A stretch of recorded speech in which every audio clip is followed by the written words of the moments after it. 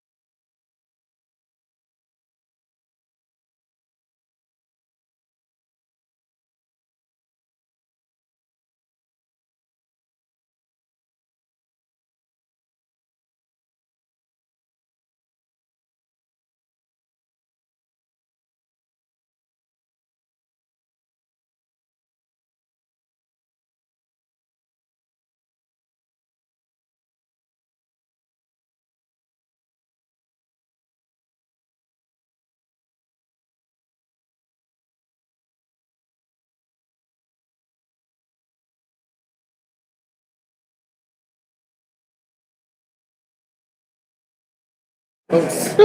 Remember when you took notes in class and when you read up and you put notes? That's me.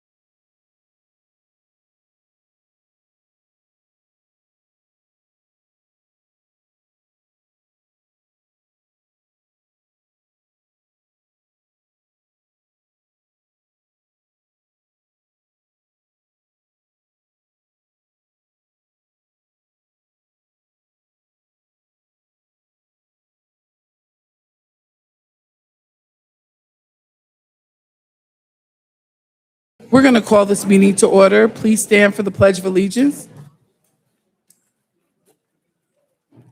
I pledge allegiance to the flag of the United States of America and to the republic for which it stands, one nation, under God, indivisible, with liberty and justice for all.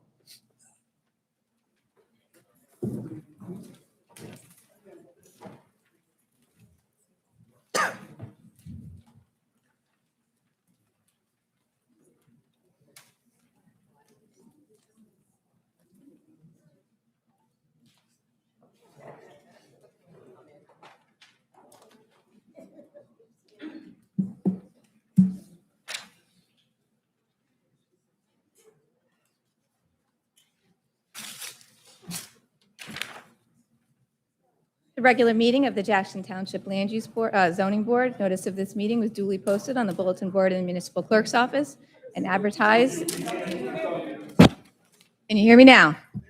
Okay. This is a regular meeting of the Jackson Township Zoning Board. Notice of this meeting was duly posted on the bulletin board in the municipal clerk's office and advertised in the official newspaper of the Township of Jackson on or before January 1st, 2026, as required by the Open Public Meetings Act. Thank you. So I'm going to take advantage because you just saw what happens. It's very, very difficult to hear and hear. So if you do come to the podium, please speak clearly and loudly because it's very difficult. We have this behind us, so I could barely hear her as badly as you couldn't hear. So if you could just remember that as we go through the evening. Roll call, please, Kathleen. Mr. Martins. Yes. Ms. Present. Rosal. Here. Mr. Tremor. Here. Ms. Cusano. Here. Mr. Seleckia. Here. Dr. Hofstein. Here. Ms. Bradley. Here. Okay, I have a resolution for this evening. Ms. LeBeau? Resolution number 2026-09, resolution of the Zoning Board of the Township of Jackson, County of Ocean, State of New Jersey, granting bulk variance approval on property located at 68 South Cooksbridge Road, Block 12912, Lot 4. I need a motion and a second, please, to approve the resolution. Motion to approve. Roll call, please. Mr. Martins. Yes. Mr. Tremor. Yes. Ms. Cusano. Yes. Mr. Seleckia. Yes. Dr. Hofstein. Yes. Ms. Bradley. Yes. Okay. I have minutes for several meetings for March 18th, April 1st, and March 4th were both canceled, so those vouchers will be considered later. So we have minutes for March 18th. I need a motion and a second, please. Motion. Second. Roll call, please. Mr. Martins. Yes. Ms. Rosal. Yes. Mr. Tremor. Yes. Ms. Cusano. Yes. Mr. Seleckia. Yes. Dr. Hofstein. Yes. Ms. Bradley. Yes. Okay, now on to the vouchers. I have voucher for this evening's secretary from the Township of Jackson in the amount of $175. I also have for 4-1 and 3-4 in the amount of $75 each. So I need a motion and a second to pay the vouchers, please. Second. All right, we've had a motion and a second. Roll call, please. Mr. Martins. Yes. Ms. Rosal. Yes. Mr. Tremor. Yes. Ms. Cusano. Yes. Mr. Seleckia. Yes. Dr. Hofstein. Yes. Ms. Bradley. Yes. Mhm. Do we have any announcements for this evening? I have no announcement. Okay, so we're going to go ahead and move forward with swearing in of our professionals.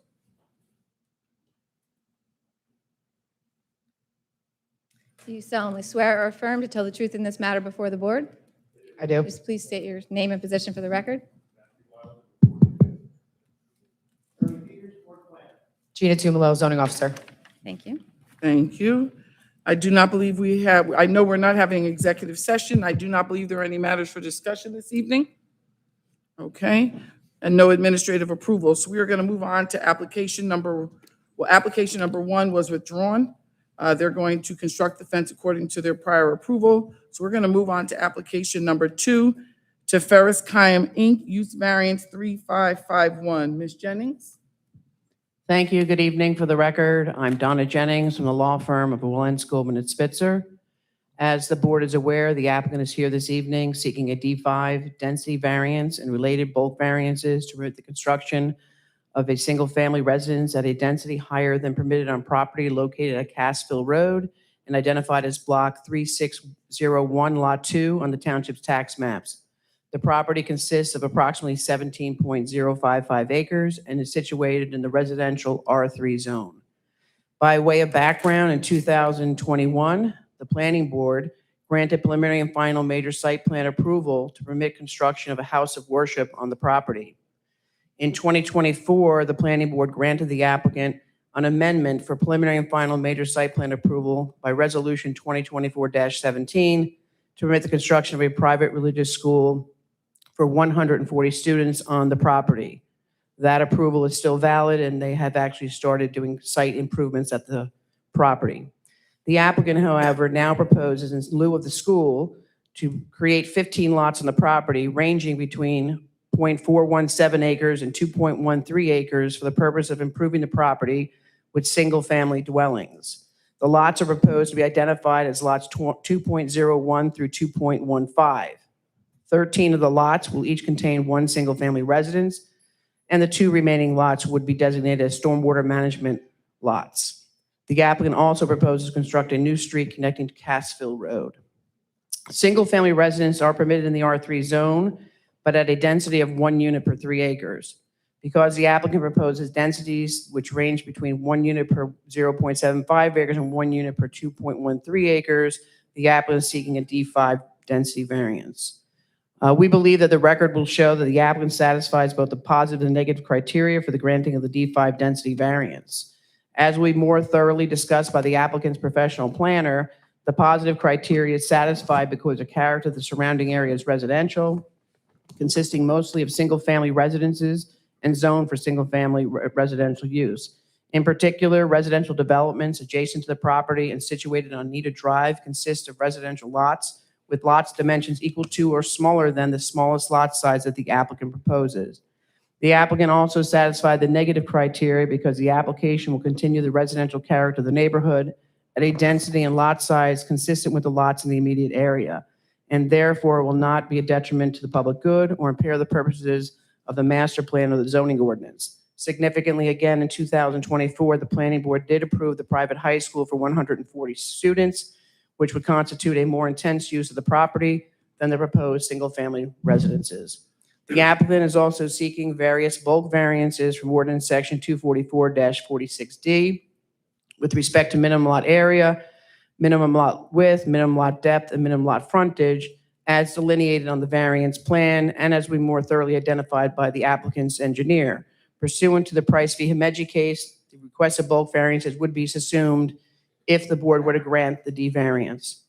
The applicant is bifurcating this application pursuant to the municipal land use law, NJSA 4055D-76B, and they would come back and seek subdivision approval if the board were to grant the D variance. In addition, the applicant had identified some additional deviations with respect to front yard setback and minimum side yard setback, but that was for purposes of just giving an idea of what the prop might look like. But those variances are not actually seeking this evening because they don't actually have specific residences that they're going to do. They just had put in standard footings and did an estimate of the largest house that they think could go on the property, but they would come back if they were granted the D variance with more specific requests for setback variances. In support of the application, the applicant will present the testimony of the following witnesses: Elliot Halpert, the applicant's site engineer sitting to my left; John Ray from McDonough and Ray, the applicant's traffic engineer; and Andrew Janu, the applicant's professional planner. And just as a matter of record keeping, the applicant is in receipt of the following reports from the boards and its consultants. We have an engineering review letter dated March 27th, 2026, and the planner's review letter dated April 1st, 2026. So with that, I'd like to call up our first witness, Elliot Halpert, have him sworn in, and we can begin our testimony. You solemnly swear or affirm to tell the truth in this matter before the board. I do. Please state your name, spell it for the record. Eric Halpert, ERICHALPERT, licensed professional engineer and planner. I've testified before this board, and I'll be providing professional engineering testimony this evening. Okay. Mr. Halpert, this board accepts your credentials. Thank you. Before Ms. Jennings starts, could I just ask a few questions to clear up some of the things that you said? Sure. You're asking for a D6 variance to construct. D5. D5 variance, sorry, to construct a 13 one-family homes. Will these homes have basements? Yes. Okay. The township recently approved a new master plan. Did the applicant or the owner appear before the planning board to ask them to change the zone from zone 3, R3 to zone R1? No. Okay, so in the review, we have to assume that the planning board wished to keep this site to remain in R3. Understood. Okay, and your lots, the frontage depth and so on, will eventually have to be, R3 zone requirements would have to be met. That's the reason for the variances. Well, we would get a variance for those. That's what we're seeking. Which you will ask at the plan, the next application. Also, in the resolution 2024 from the planning board, they had requested a certification by the local soil conservation district of a plan for soil erosion and sediment control. Was this ever completed, done, turned in? I believe so because they've actually started some site work there. I'm sorry? I believe so, as they've started some of the site work there. Okay. But I So- don't, sitting here today, can say with definitively that it was So if you- handed in because I didn't see it. So if you get a copy of it, could you please let the board have that? Sure, you can have a copy of that. That's not a problem. Okay, you can continue. Thank you. Thank you so much. So, Mr. Halpert, if you could, just for the record, your office prepared the variance plan that we're going to review today? We did, yes. Okay, and if you're going to rely on it, just mark it in for evidence. And then if you could just describe the site and the area around the site to familiarize the board with what the property is. Anthony, could you please bring up the aerial exhibit, existing exhibit?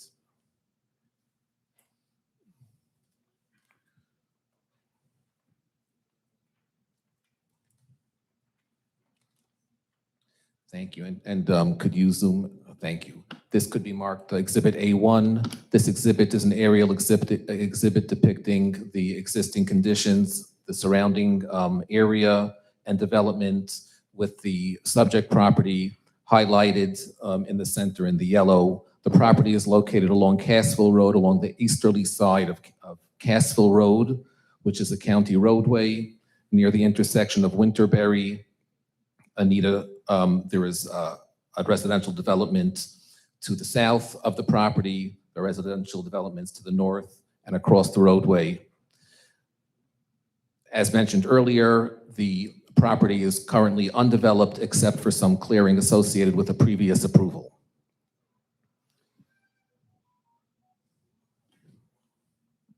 Anthony, could you please bring up the exhibit of the current approval?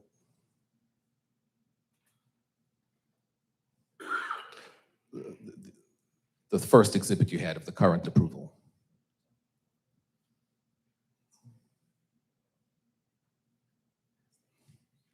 And could you go to the second sheet? The purpose of this exhibit is just to bring to the board's attention the approval currently on record for the site, an approval from the planning board under resolution 2024-17 to approve a school with a gross floor area of approximately 13,000 square feet, serving 140 students with 75 parking spaces and 49 green bank spaces. The applicant is currently proposing to develop the site with a residential development.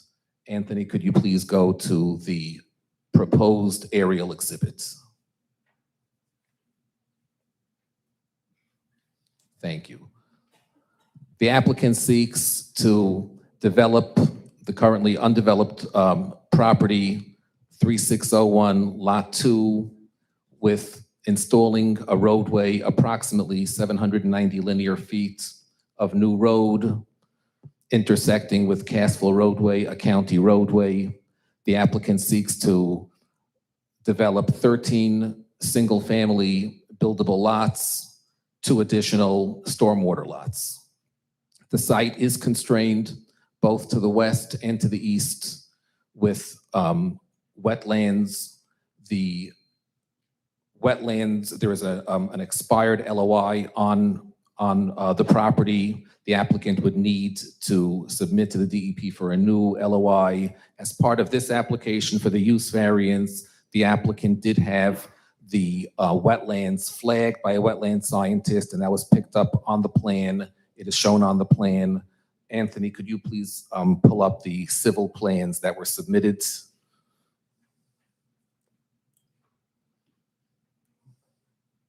Excuse me, when will the LOI be available for the board? The property, as part of this, the applicant is currently seeking only a use variance, and as part of the site plan as part of the subdivision application, the applicant will submit and obtain an LOI. Only problem is you're asking for a density variance, and the board has to know how much of the acreage could be used for homes. You have a couple of homes which go right back to the riparian boundary with septics right on, almost on the border. So how can we do this without an LOI? I'm going to add to that. If you see where the placement of the school is, because I was on the planning board at the time, there was a lot of wetlands back there. That's why you couldn't go any further than the back of this school. So I think you're going fishing without an LOI. I mean, you guys should really have this, you're trying to break new ground here.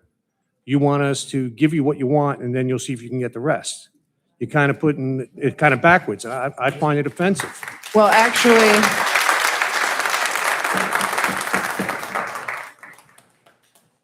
you are allowed to simultaneously be going for approval. So it's not like you go to one entity first and then you come back to the other entity. It doesn't work that way. And we have an LOI. It simply expired. We had it reflagged. You have an LOI for a school, number one. Number It's two, it's but- not for the school, it's for the property. It doesn't go to the use, it splitting goes to the hairs. property. But what I'm saying is, you want us to change things to accommodate you, but you don't want to take the extra steps to accommodate us and make it easier for us. No, How are we it supposed to make an informed decision without this? I'll show you, I'll address this partially regarding, I'll show you the plan where the wetlands are flagged for further discussion. How old is the LOI that you have? The LOI was issued in 2020, so it expired approximately 1 year ago. But there's been work on the land since then by the original owner, so we don't know what changes could have been made or what encroachments. The applicant seeks a use variance, and the applicant is comfortable with the wetland delineation, and it is to the risk of the applicant to have a use variance that would not be able to be utilized. The applicant certainly is going to have to obtain an LOI, and in terms of acquiring a use variance, the applicant, it would be sufficient to delineate in order to know the constraints we're working with, and any approval would only be able to be utilized if the LOI is issued. If it turns out that the LOI is going to be issued showing greater constraints, then the use variance would not be able to be utilized for that portion. But then you're going to come back to us with a hardship. I mean, Right. it's kind of a game. No, you can't come Madam back with a Chair? hardship. Madam Chair? Mr. if I might, Peters, yes. I just want to make sure that our record's clear. And I apologize if I'm jumping ahead of either Mr. Tremor or Ms. Jennings. No, go ahead.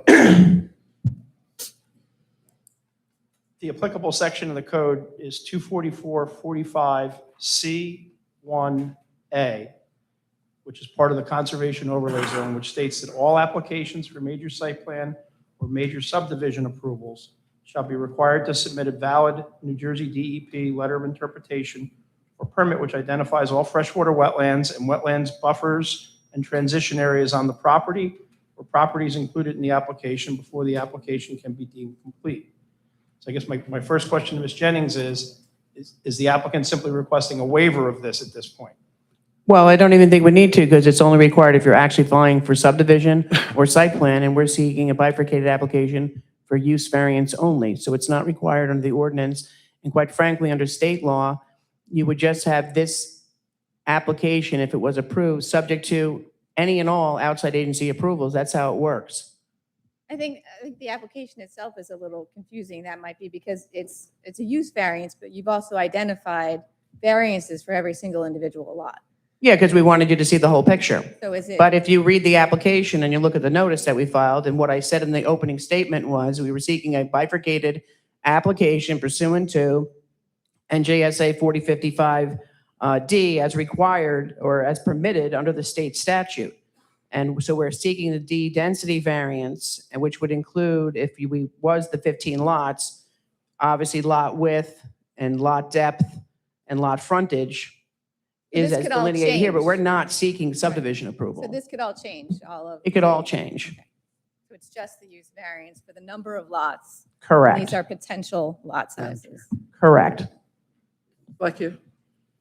So in addition to the LOI, one of the things that I went through and saw is an environmental impact statement is required under 244-189. And the way the ordinance reads there is you have to have it when you're coming before us for the site plan. But the zoning board has the right to ask you for it prior to coming before it. So my question.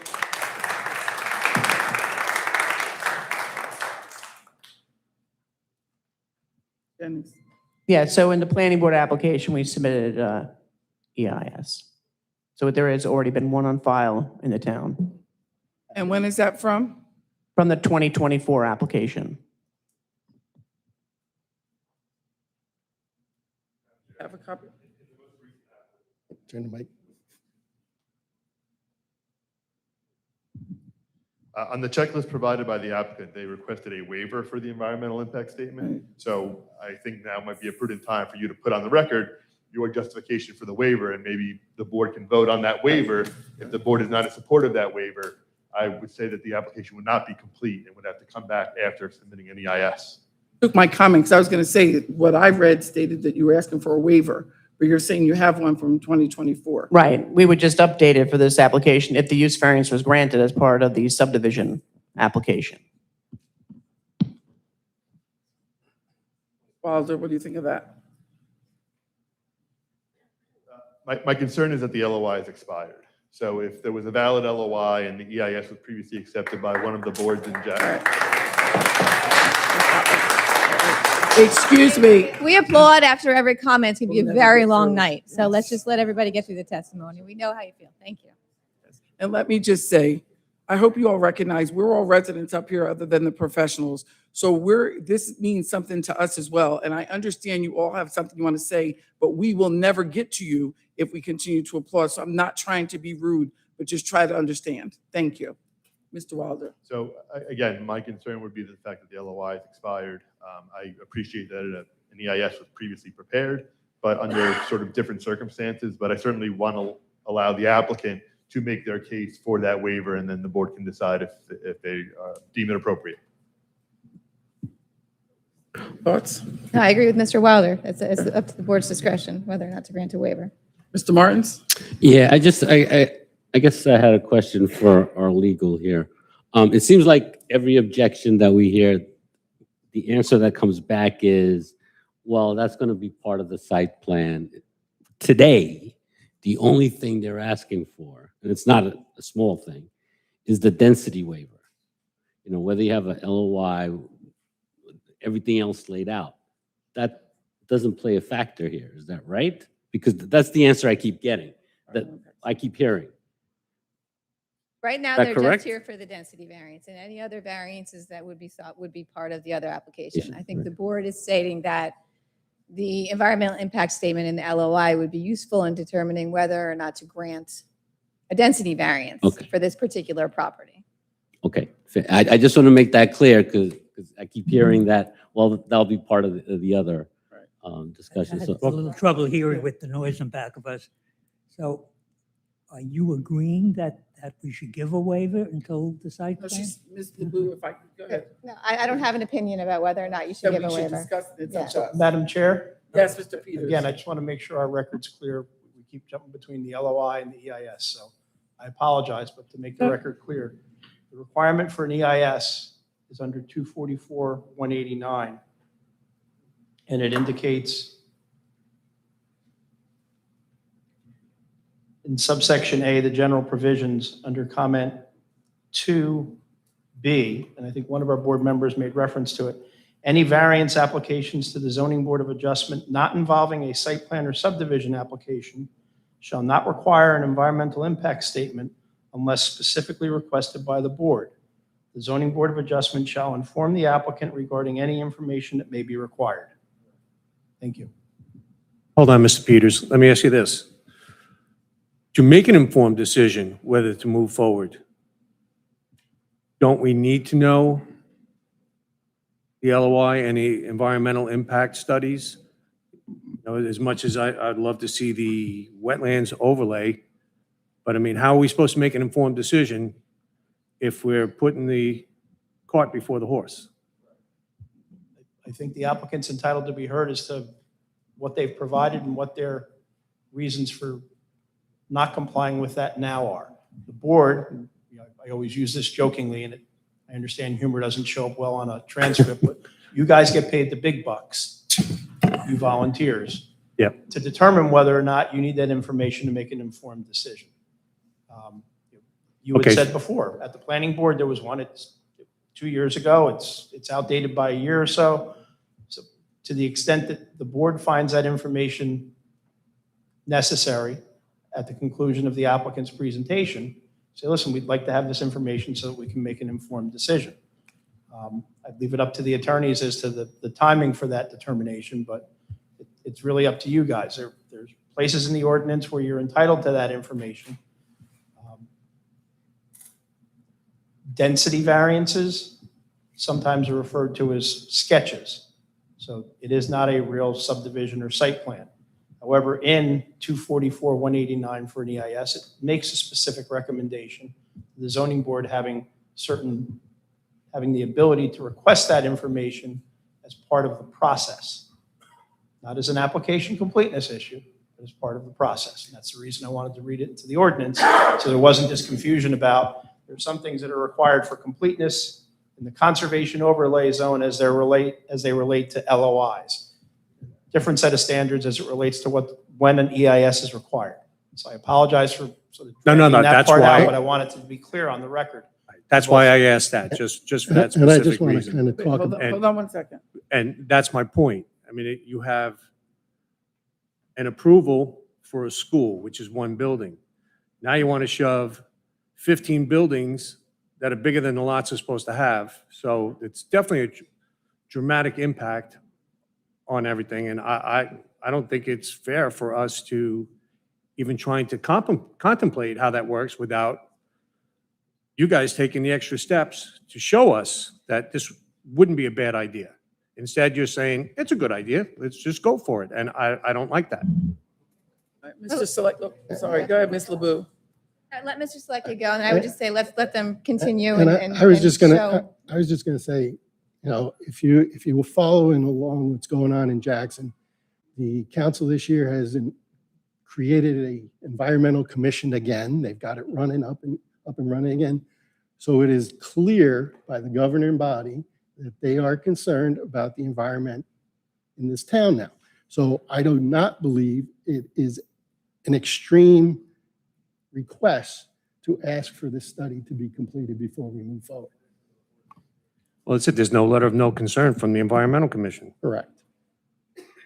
Well, first of all, it's not a completeness item that's been pointed out. We've been deemed complete and scheduled for a hearing. We're here. There are members of the public here. We'd like to at least put our testimony on. When we're done, if you still feel like you need that information, we'll carry and we'll come back. But again, the application is complete pursuant to your own ordinance. I guess Let that. me state that this, sounds let me fair. state this as clearly as I can, and Ms. LeBou, correct me if I need to be. It was deemed complete by the prior engineer and from the zoning clerk. Because you submitted, but you requested a variance, which is up to the board has a right, we have a right to request that environmental impact statement. We understand, we're hearing the discussion about the LOI. We're talking about the environmental impact statement. It's 2 years old. Have things changed? We don't know. Have things changed on that property? Have things changed based on all the development around there? We don't know that, hence the reason. And again, I think, Mr. Tremor, you made a phenomenal point. We're talking about, and I know what the comeback is going to be, so hear me out, please. A school was approved there by the planning board because it is a permissible use under the ordinance. However, this is the zoning board because this is not approved. This is not approved under the ordinance. The problem is you're now talking about putting more on there, not one building, but 13 buildings, 2 stormwater basins. It's a different project. So although there's an EIS from 2 years ago, is it still valid? So I do believe the questions and the request is a valid one. So the issue becomes, Ms. LeBou, and this is where I'm gonna put you on the spot, and I'm sorry, do we move forward and hear it and say at the end, we can't make a decision without this information? Or do we stop it now, get that and have them, what is the recommendation? Recommendation would be to allow the applicant to put on their application. And then if the board still feels like they need this information at the end, then we would request and hopefully be granted more time by the applicant, either to provide the statement that you're looking for or they'll ask for a vote and then the board will vote at that time. So I think we should just allow them to finish their application. Maybe they have all of the answers to our questions and we can go from there. Mr. Wilder, Mr. Peters? I still think, due to the checklist item number 56, which does require an EIS for the creation of more than 7 lots, and they had requested a waiver, I do think they should start with the waiver justification from that checklist item. And if we can get past that, then we can listen to the application and then decide at the end. Jennings? Sure, we'll put on some testimony regarding the waiver request. Excuse me. Regarding the waiver for the EIS, the applicant did walk the property, a wetland scientist did walk the property for this application to check the current conditions, and the wetlands flagging that is shown on the plan are current wetlands flags. They are not from the previous application. They have not been verified, but there was a walk performed specifically for this application to check the field conditions. And so the delineated wetlands flags are current. The applicant does request a waiver from providing an entire environmental impact statement in order to provide that by the subdivision approval, as the area of development is limited to only the area beyond any buffering from any C1 stream, which is to the west of the property, which is to the east of the property, and any wetlands buffering which have previously been approved, and therefore providing an EIS at subdivision approval would be, the applicant believes would be justified. Can you point out the plan that you were referencing and have it pulled up so we can I show was that to the going board? Yes, the plan on, Anthony, could you go to the second sheets? And Mr. Halpert, why are you doing that? When was that walkthrough? So we can have a clear record? The walkthrough was in the past several, I don't have an exact date. It was prior to this survey. 1 minute.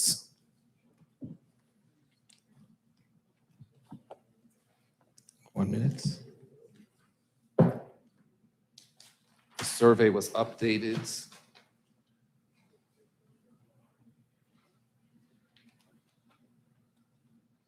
Nine 10/2025, the survey was updated. The wetlands had been placed there approximately 2 weeks prior to September 10th, 2025. Talking, what, 7 or 8 months ago? Correct. This application was submitted several months ago.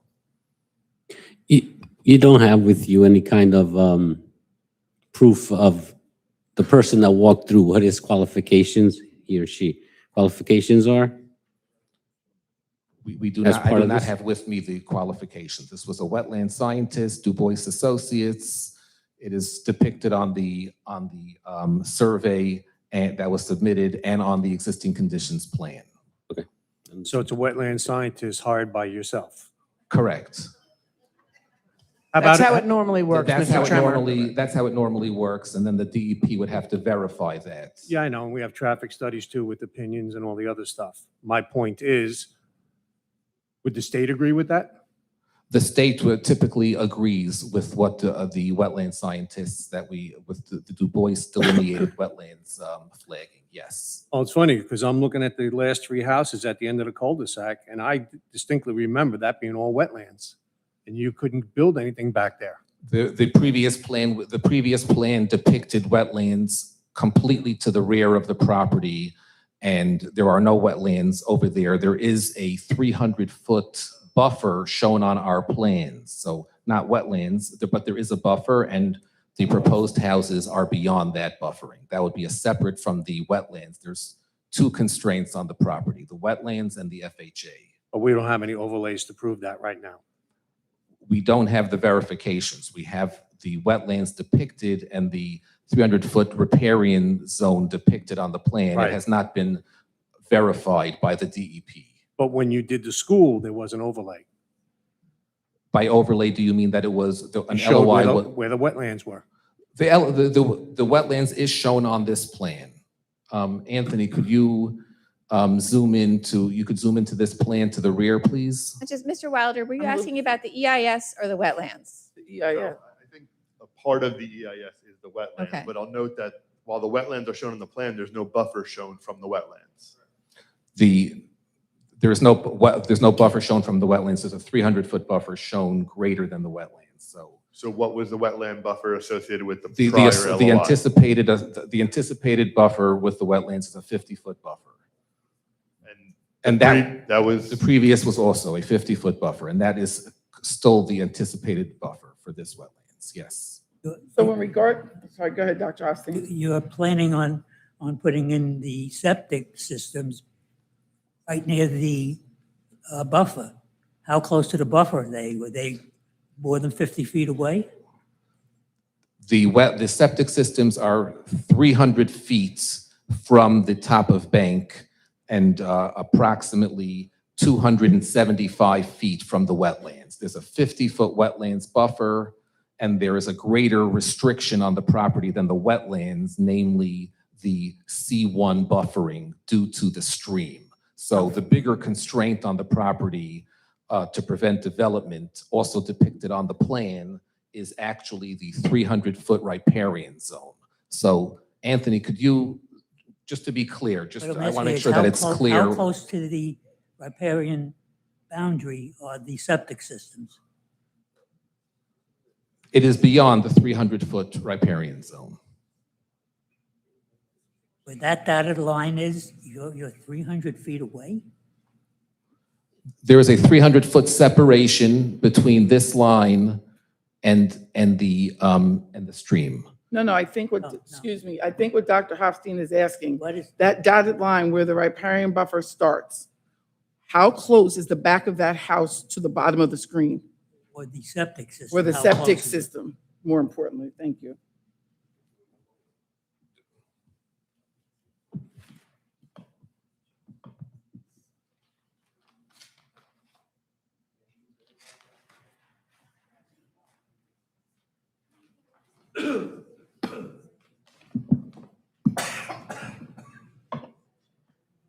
Very angry man.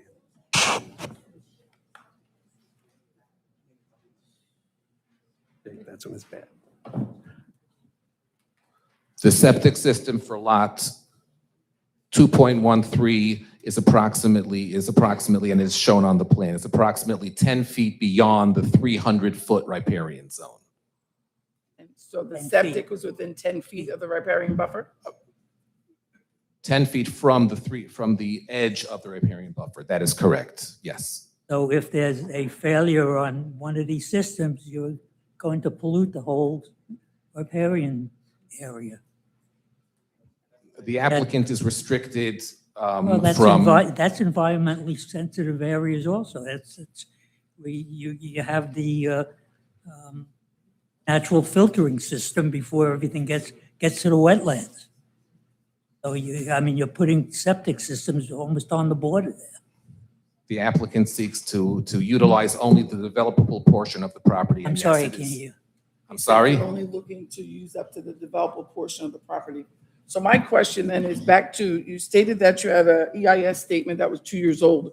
I know you don't have it, and I'm sure you don't know every detail, but are you aware of anything that has changed within that 2-year period? And what was shown on that study? I would not be able to testify to that study. So I guess the waiver that you're asking for, you're only going to put testimony on regarding the wetlands portion, not the EIS. The justification for the waiver is the wetlands was walked, the 300-foot buffer is being shown, and But an you're at- EIS is but- going to be provided. No, we understand it's going to be provided, but I think the question we're all kind of struggling with, or at least some of us, is that you're talking a lot about the wetlands, and we appreciate that, but that environmental study, which we have the right to ask for, what did it show 2 years ago? Has anything changed? Like, what's the justification that we should grant this variance, grant this waiver? The environmental impact statement discusses also, generally would be discussing other impacts such as noise pollution, and we will have in terms of noise, there would be less noise. But the justification from providing the environmental impact statement is the residential development is in some ways a less intense development. There are certain less impacts, and the property was walked by an environmental scientist and no changes were noted. The wetlands which were flagged were noted in the same area, which is an indication of the condition of the property, and therefore providing the EIS at the time of subdivision submission would be appropriate. So I'm going to take exception with something you said. You said that it's a less intense use in the school. I'm going to go back to what Mr. Trimmer said. I can't agree that it's a less intense use. Yes, there's a school. It's one building compared to breaking this into 13 plus the 2 storm basin lots. So without that information, I can't truly determine that it's a less intensive use. Initially, you're talking about a school which had one septic system. Now you have 13 septic systems. Now, all you need is 1 or 2 people who don't care about cleaning them out periodically, and you have a problem. The whole thing would be completely different if you had water and sewer service to the area, but it's not even close. Mr. Wilder, any comments to our concerns? Yeah, I mean, with the riparian zone, how is the riparian zone, the 300-foot riparian zone line established? Did you survey the top of bank of the nearby waterway? The nearby waterway was surveyed. The edge of water was surveyed. That was how the 300-foot riparian zone. Is the edge of water the top of bank? That is not determined at this moment. Okay, so the riparian zone could still move. It could move slightly, yes. Fair? Yes. So you made a statement that an environmental scientist walked the lot. Do you have anything that he prepared that said there's no change to the lot at this point? We have the wetlands that were flagged. That's what we have. So it's immaterial that he walked it because we don't have any confirmed knowledge of what he saw. Correct. The intent was not to provide an environmental impact statement at this moment. Yes, Ms. Rosal. So if a variance was granted for the density to create the 15 lots, and then on the EIS, it's found that only a smaller usable lot is allowed, is the 15 lots is what they're, because if we approve that, are they going to build 15 lots on a shorter, or it has to be changed to what is allowable in that space? I would answer, but I'm going to defer to Mr. Wilder. Or it's kind of a legal question, so Yeah, I I think I would answer it. I would say no, because there's all the bulk variances that go with the density variance, and so we wouldn't be entitled to it, right? Because we were asking for specific lot width, frontage, depth. If the wetlands are in the way and you can't create those lots, you couldn't then squish them down and make them even smaller. We're So- asking for specific minimum lot areas with each of them, specific minimum frontage, minimum width, and lot depth. But then So- aren't you asking for the subdivision? I mean, I thought this was No, we're not just- asking for the subdivision. But you're asking for specific parameters for each of the lots. For the bulk variances, yes. And this- which, if there was a change in the freshwater wetlands line or the buffer line, then you wouldn't be meeting those. You wouldn't be able to do it. So this is not just for the D5 variance. This is for the D5 variance and the C variances. Not the C variance with respect to setbacks. That's what I told you in the beginning. The front yard setback, the rear yard setback, side yard setback. We had laid out what we propose as the footprint of the buildings. And some of those have setback violations. Those we are not seeking. So the specific lots themselves, as you've submitted, will be in conformance with this plan. Yes. So if you actually followed D3, how many lots would you actually be able to build on? 5. So what makes you think that this is a good idea to bend the rules for you? We thought it was a good idea because we had felt that the residents in the area before weren't really too happy with the school. And so the applicant thought about it, instead of rather than doing the school, what could we do as a trade-off that would be the same economic return, basically? And so if you guys don't want the Hey, subdivision, I'm we sorry, just build need the to school. We need to be able to hear, and this is all It's part not of like the we're not record. building something. We're going to build the school if we don't come here. So the applicant just simply thought, well, let's go in for a use variance. If we can get the use variance, great, we'll go forward with the application. But if it's not something that the board wants or that the residents want, we're just going to build the school. It's approved. Well, you took care of my next question, so that's good. I'm a little confused because I thought the LOI was a prerequisite for completeness for an application like this. No. Not for use variance.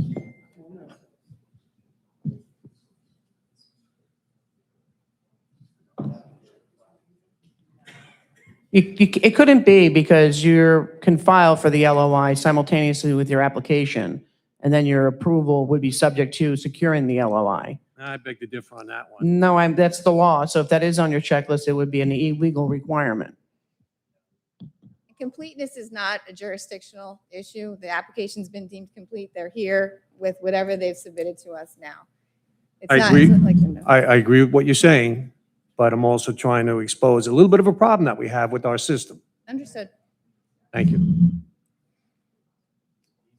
So Mr. ju- Wilder? Just to clarify, the checklist doesn't require an LOI. What it does require is that the applicant show wetlands within the vicinity of the property.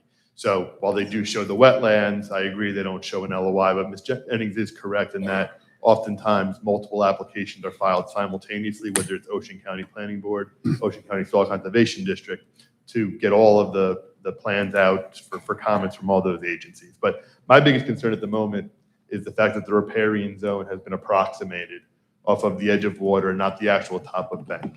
I believe Mr. Hofstein mentioned how close the septic systems were to the riparian zone. And now we are to believe that the riparian zone could shift. Maybe it goes one way or the other way. But the fact that the riparian zone could shift to the west would significantly impact at least the lot on the south side of lot 4, I believe. So if that riparian zone were to shift 10 or 15 feet, they would have difficulty fitting a home with all the typical accessory development.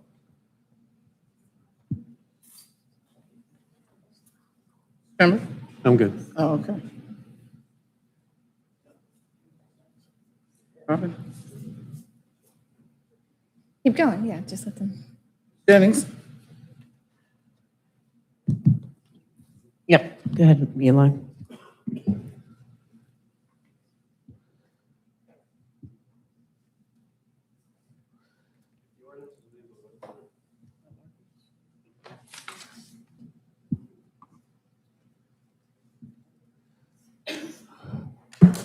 Anthony, could you go back to the second sheet of this set?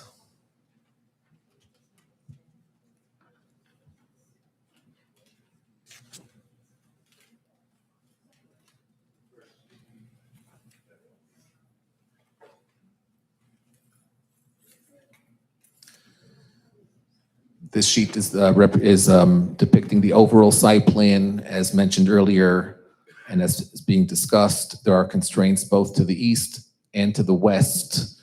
There are wetlands that are flagged to the east. There are wetlands that were noted to the west across the roadway. They are not shown on the plan. The anticipated buffer is a 50-foot buffer and would not be impacting the property. The top of bank, as noted, is approximated from the edge of water. And the applicant is comfortable that there would be room to develop these two properties, but it is noted that the riparian buffer is only from what is noted as the edge of water. The applicant seeks to install a roadway approximately 1,790 linear feet to create 15 lots, 2 of them to serve as stormwater lots. The stormwater lots total approximately 1 acre, 13 single-family dwelling buildable lots. The applicant seeks to develop each individual lot with homes totaling 9,000 square feet of gross floor area, 3,000 square foot footprint, 2-story dwelling with a basement. The applicant would be providing 6 parking spaces within the driveway. The applicant does not have individual floor plans at the time of subdivision plan approval. Should the board grant a use variance, the applicant may provide garages. The applicant would ensure that the parking requirements are met. The homes depicted are for 10 bedrooms, which would have a requirement of 6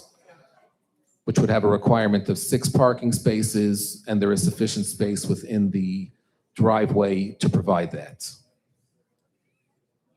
The applicant would be seeking to install, there is no public water or sewer. The applicant would be seeking to install a septic system, individual septic system for each home. The board typically would be requesting to provide the special amphidrome system, and if the board would be granting approval, the applicant would agree to a condition to provide the special Pinelands septic system, the amphidrome system, for better treatment of the sewer. The applicant would agree to install a dry hydrant system pursuant to what the fire official typically would want. There is no public water available. In the event of a fire, a tanker truck would be needed, and per the fire official, a tanker truck would have easier access along the main road, and a dry hydrant system can be installed and coordinated with the fire official should the board wish to have that installed.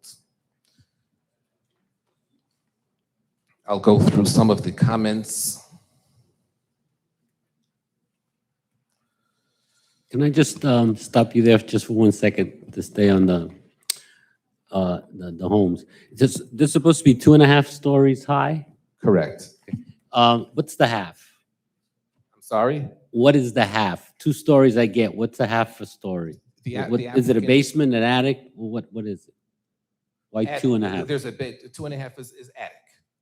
Attic? Okay. Correct. So the basement that you mentioned before, we'll have a basement, right? Yes. And like, I guess all of it's gonna be underground? No above ground basement, outage? Typically, there would be 4 steps up. The applicant does not have specific architect plans at the moment. Okay. All right. Are there any plans to use the finished basements for bedrooms? The 10 bedrooms is the total of the entire. So you may have bedrooms in the basement.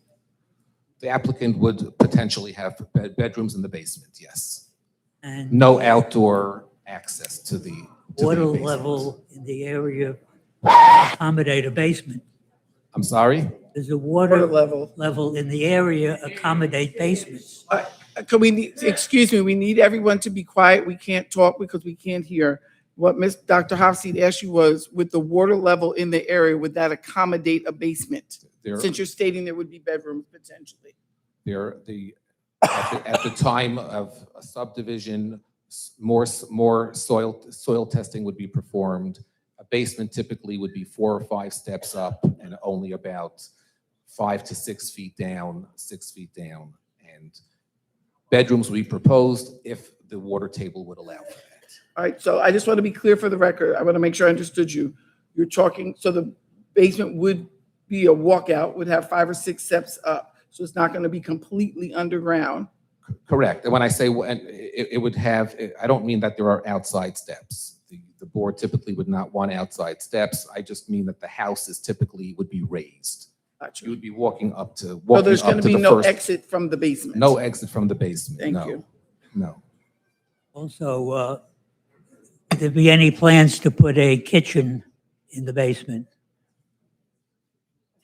There's no plans right now. Well, No. the No, there are no Jackson, plans. the Jackson Code does not permit kitchens in the basement, just We're going to so comply you with know. the building code. I'm sorry? We will comply with the building code. No kitchens in the basement. Ms. Jennings, Mr. Halpert just said something. I just want to make sure I understood you. I'm sorry. I want to make sure I understood what you said. You said that there would be potentially be bedrooms in the basement, but there's no walkout. There's no way out from the basement. That doesn't meet code. How do we do that? I meant that there are no steps. There would be egress windows per code, but the board doesn't wish to have separate walkout entrance from the basement. With, you mentioned in the fire department, let's go back to the school. If you remember correctly, the fire official wanted a dry hydrant with a hookup hydrant at the street.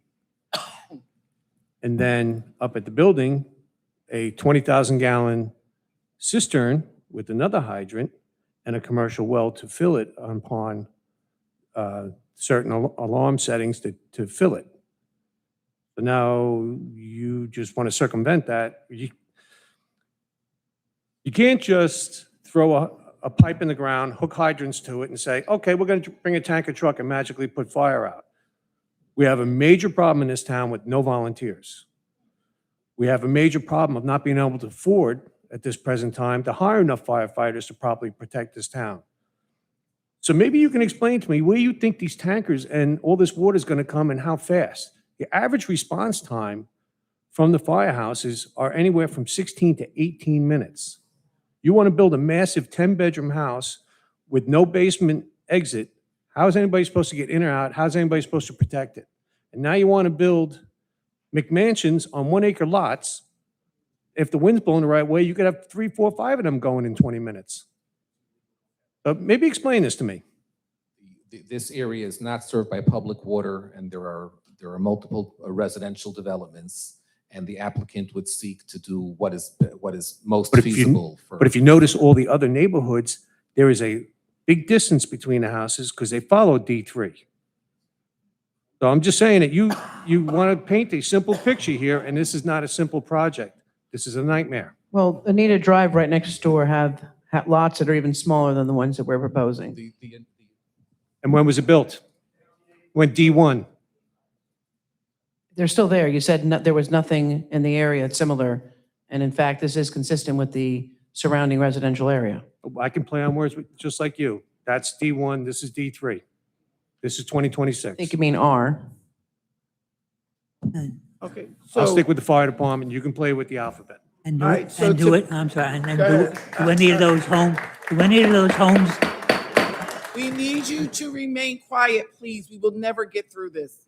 any of those homes in the area in the R1 zone have 10 bedrooms? And how many square feet are these homes approximately? I know you don't have The sites, footprint is however. depicted as a 3,000 square foot footprint is the footprint, and there would be 2 stories and a basement. So, Ms. Jennings, I'm going to piggyback off to what Dr. Hofstein said. So we're looking at 10 bedrooms and a 3,000 square foot house. You said they're similar to what's surrounding, are most of the homes surrounding 3,000 square feet? I said the lot sizes were similar or No, smaller. I'm asking, I'm now asking, as far as homes, are most of them in the approximately 3,000 square feet? I don't know how big the homes are. They're not depicted on the tax map. The homes in the surrounding area, based on based on a drive and on Google Maps, are in the 1,700 to 2,000 square foot footprint. They are also 2 stories. Some have basements. Are you proposing 2 stories or 2.5 stories? 2.5 stories, I'm sorry. So if you had a guesstimate what the overall square footage would be, 7,500 square feet? 7,500 to 9,000 square feet.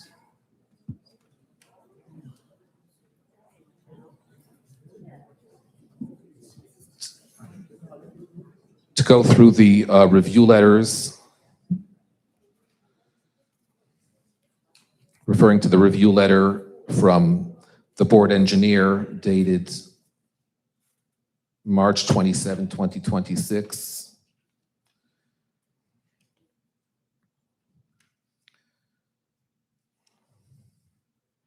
As discussed, the survey depicts the currently located flags for this application.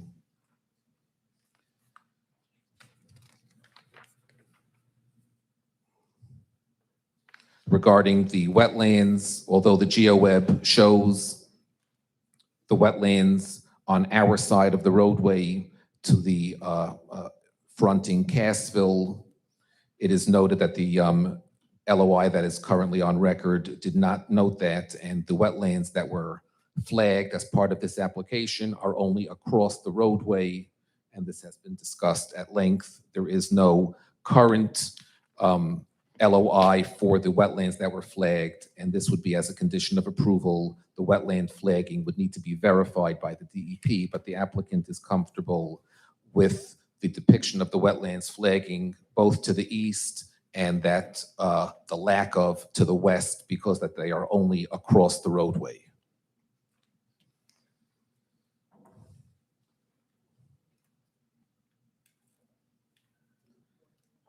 Regarding buffering and landscaping, the applicant would be providing with the subdivision, the applicant would be providing foundation plantings and street trees. Regarding buffering, the applicant would seek to leave in this heavily wooded area a 10-foot strip of trees to remain between this subdivision and the surrounding development as buffering.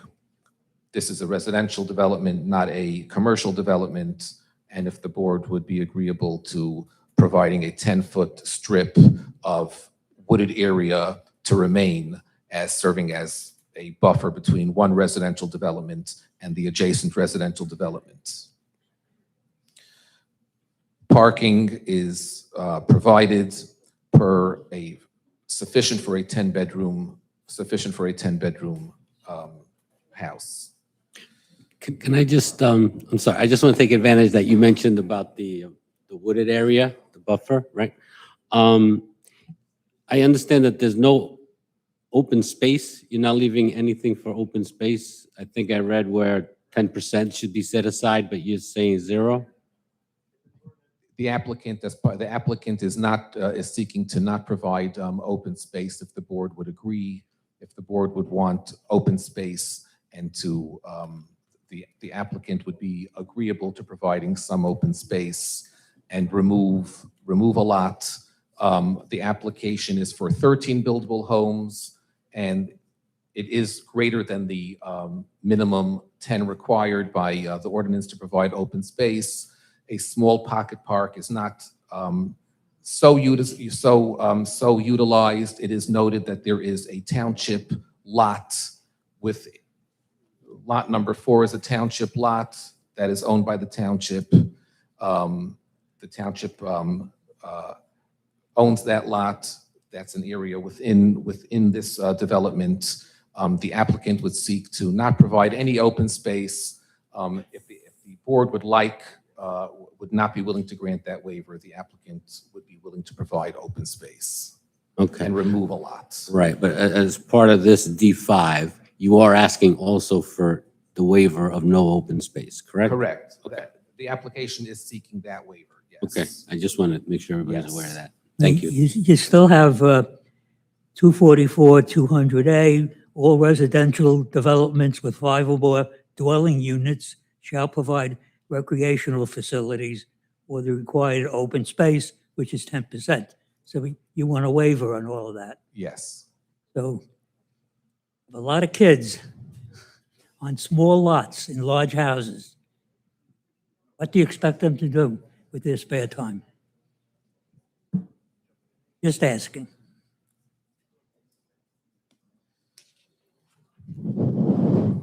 So we're asking to go over the number of houses that are permitted on the R3. We want no open space and no recreation facilities.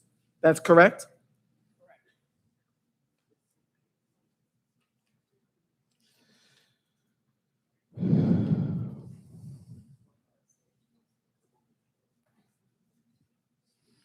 Regarding the review letter dated April 1st from the board planner.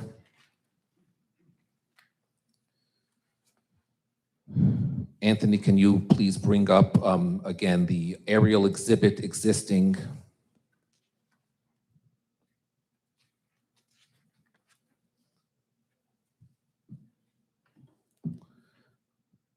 Depicted on the aerial exhibit are the surrounding homes.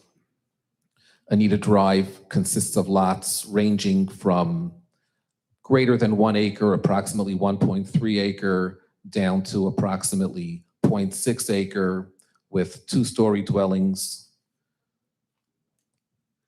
That is to the south. There are residential developments likewise to the north, similar homes with approximately 1,700 to 2,000 square foot footprint, 2-family colonial style homes. The applicant is seeking to develop the currently undeveloped property with residential development. The applicant would need to obtain LOI, FHA verification. The applicant is seeking to install septic. Street lighting will be provided along with the subdivision application per the code. The applicant would be providing landscaping with the subdivision application. As discussed, the applicant would seek to leave a strip to serve as a buffer of the wooded area to the rear of all of the properties and would seek to provide foundation plantings and street trees. The applicant is seeking waivers from providing the recreation and open space as well.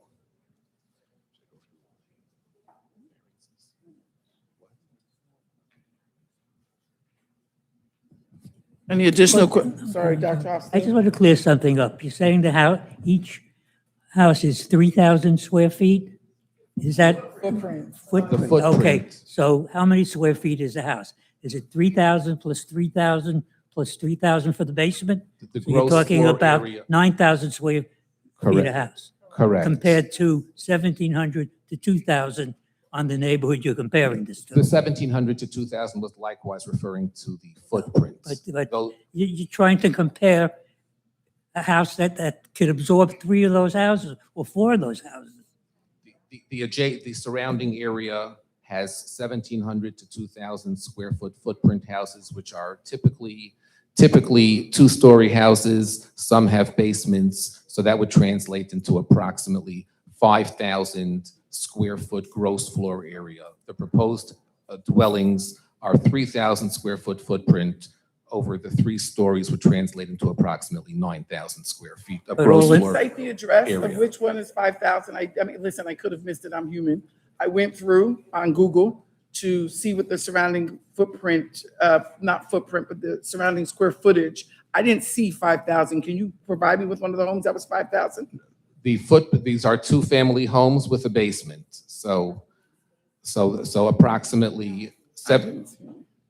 approximately 1,700 square foot footprint to 2,000 square foot footprint over the 3 floors.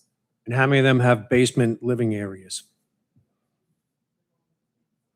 You don't know. The basement living areas are You're, not. like Correct. Dr. Hofstein said, you're comparing apples to oranges with no fact.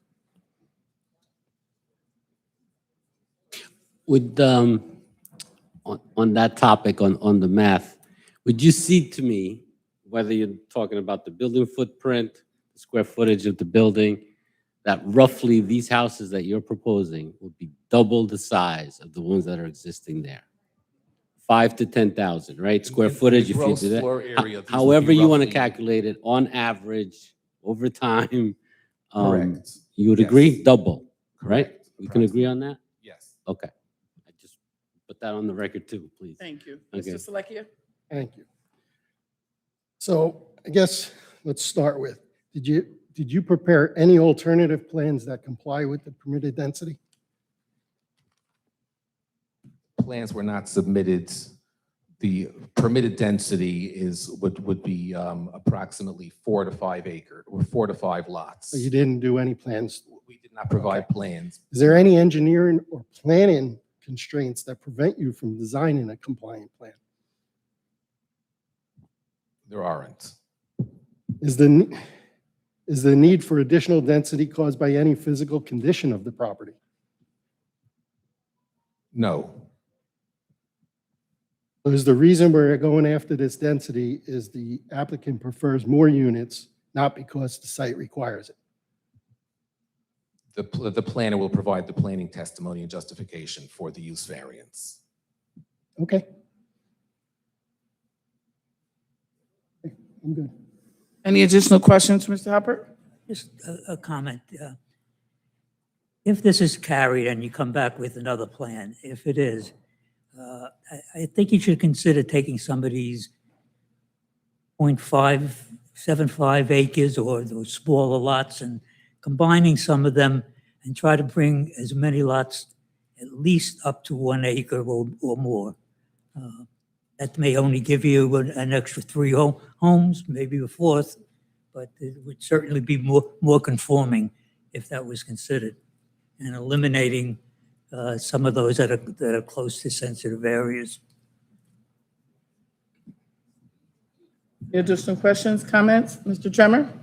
Is there any plans for this to become an HOA-controlled neighborhood? There would be an HOA formed to manage. And who would take care of the drainage basements? Correct. The HOA would be taking care of it. Okay. And paving the streets and the whole 9 yards? I'm sorry, I didn't hear you, Mr. Tremor. Forgive The me. streets would be public. The intent is for the street to be a public roadway. You hope. You haven't gotten approval for that. You're hoping. Correct. So I'm just saying, if this was to be approved, that would have to be fully paved, set up, and done, just so the township doesn't have the burden of finishing it. Correct. Are all these houses single families, or some of them may have multiple families? Single-family dwellings. Okay, thank you. Any additional questions, Mr. Hopper? Mr. Peters, Mr. Wilder, any questions, comments, concerns?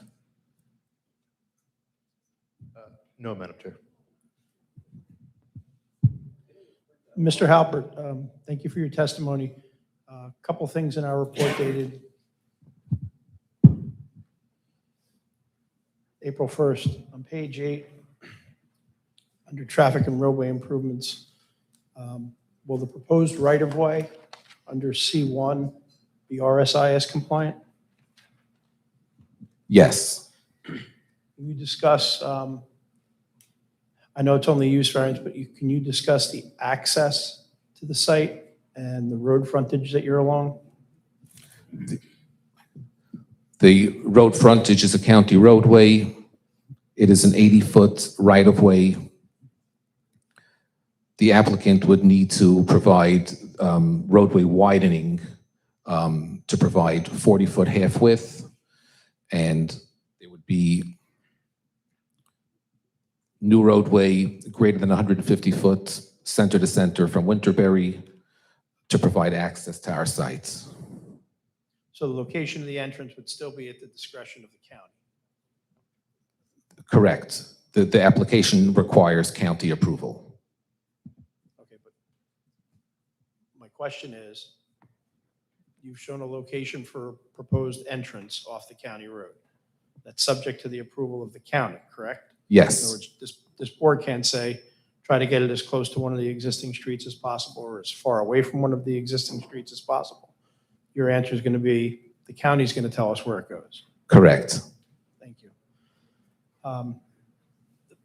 The last item, I'm going to piggyback on the riparian buffer comments that Mr. Wilder had started on.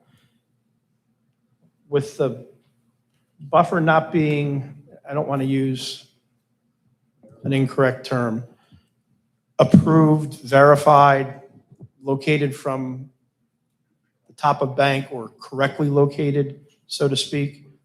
My concern is if the riparian buffer goes further into the development area, what assurances does the board have? Because you're here asking for 13 lots. If this thing gets pushed in 10, 15, at what point in time, if this riparian buffer line gets absorbs so much of the property, are you going to get rid of lots or are you going to reduce the size of all the other lots? Because, The applicant would get rid of lots. thank you. That's all I have, Madam Chair. Sumalo? Okay. Any other questions before I open it to the public?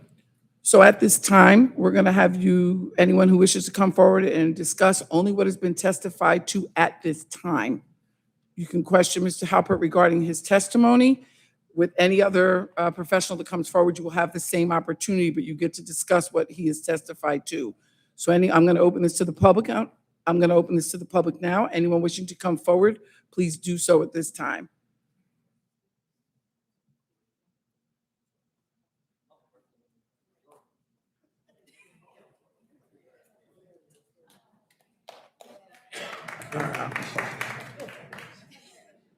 Do you solemnly swear or affirm to tell the truth in this matter before the board?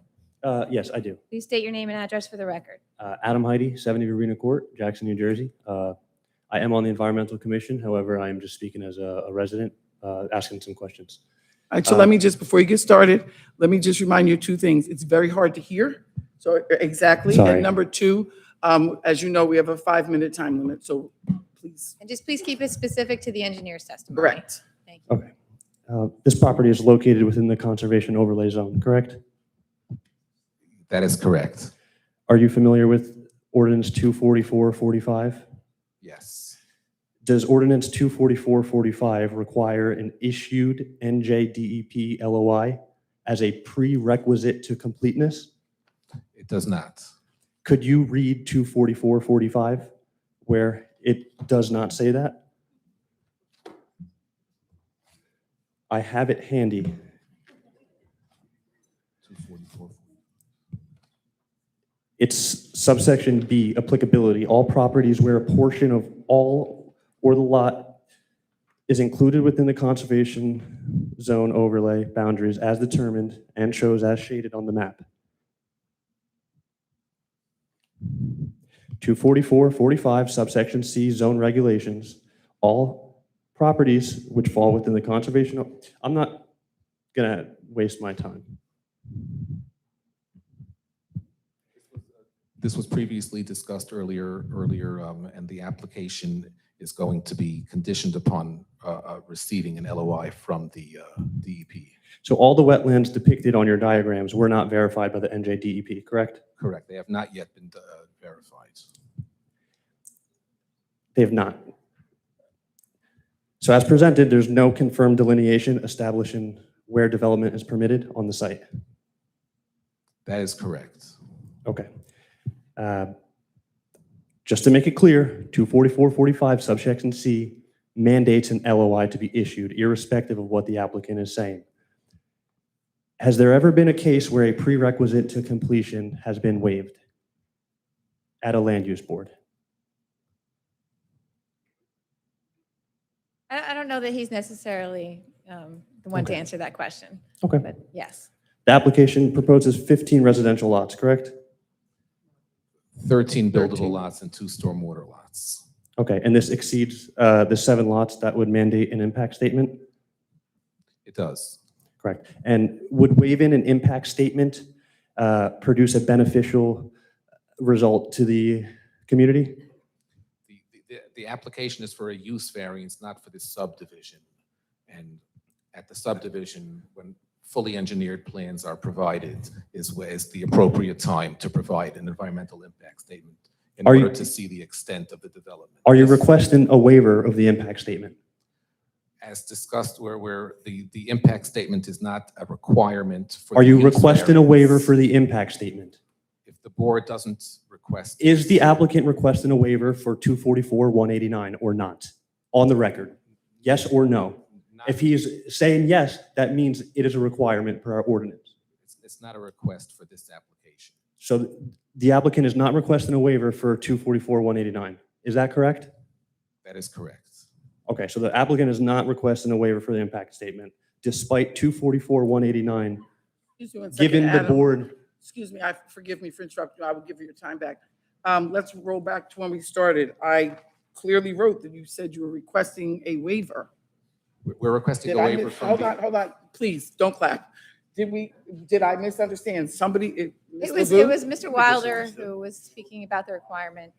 And then we discussed putting testimony on the record about the waiver of the environmental impact statement, and then that ventured into discussion of the LOI and the wetlands delineation. But yes, that was identified as a request for a waiver by Mr. Wilder. So the applicant is seeking a waiver for 244-189. Yes. Mr. Halpert. Awesome. Now, would that waiver of a 244-189 impact statement produce a beneficial impact to the community? Would waiving the potential impacts on the environment produce a beneficial impact to the community? As you are here to, your burden tonight is to prove that this application won't pose a negative impact This on is the community, actually, correct? this is the engineer, and we're restricting our, that's a planner question. You can come back up when the planner's here. This is the engineer talking about the plans, not about the positive and negative criteria, which is where you're headed. So let's just stick to what he testified to. Does the applicant have 244-45, the conservation zone overlay, handy? The ordinance, do you mean? Correct. Yes. Could you read me subsection C?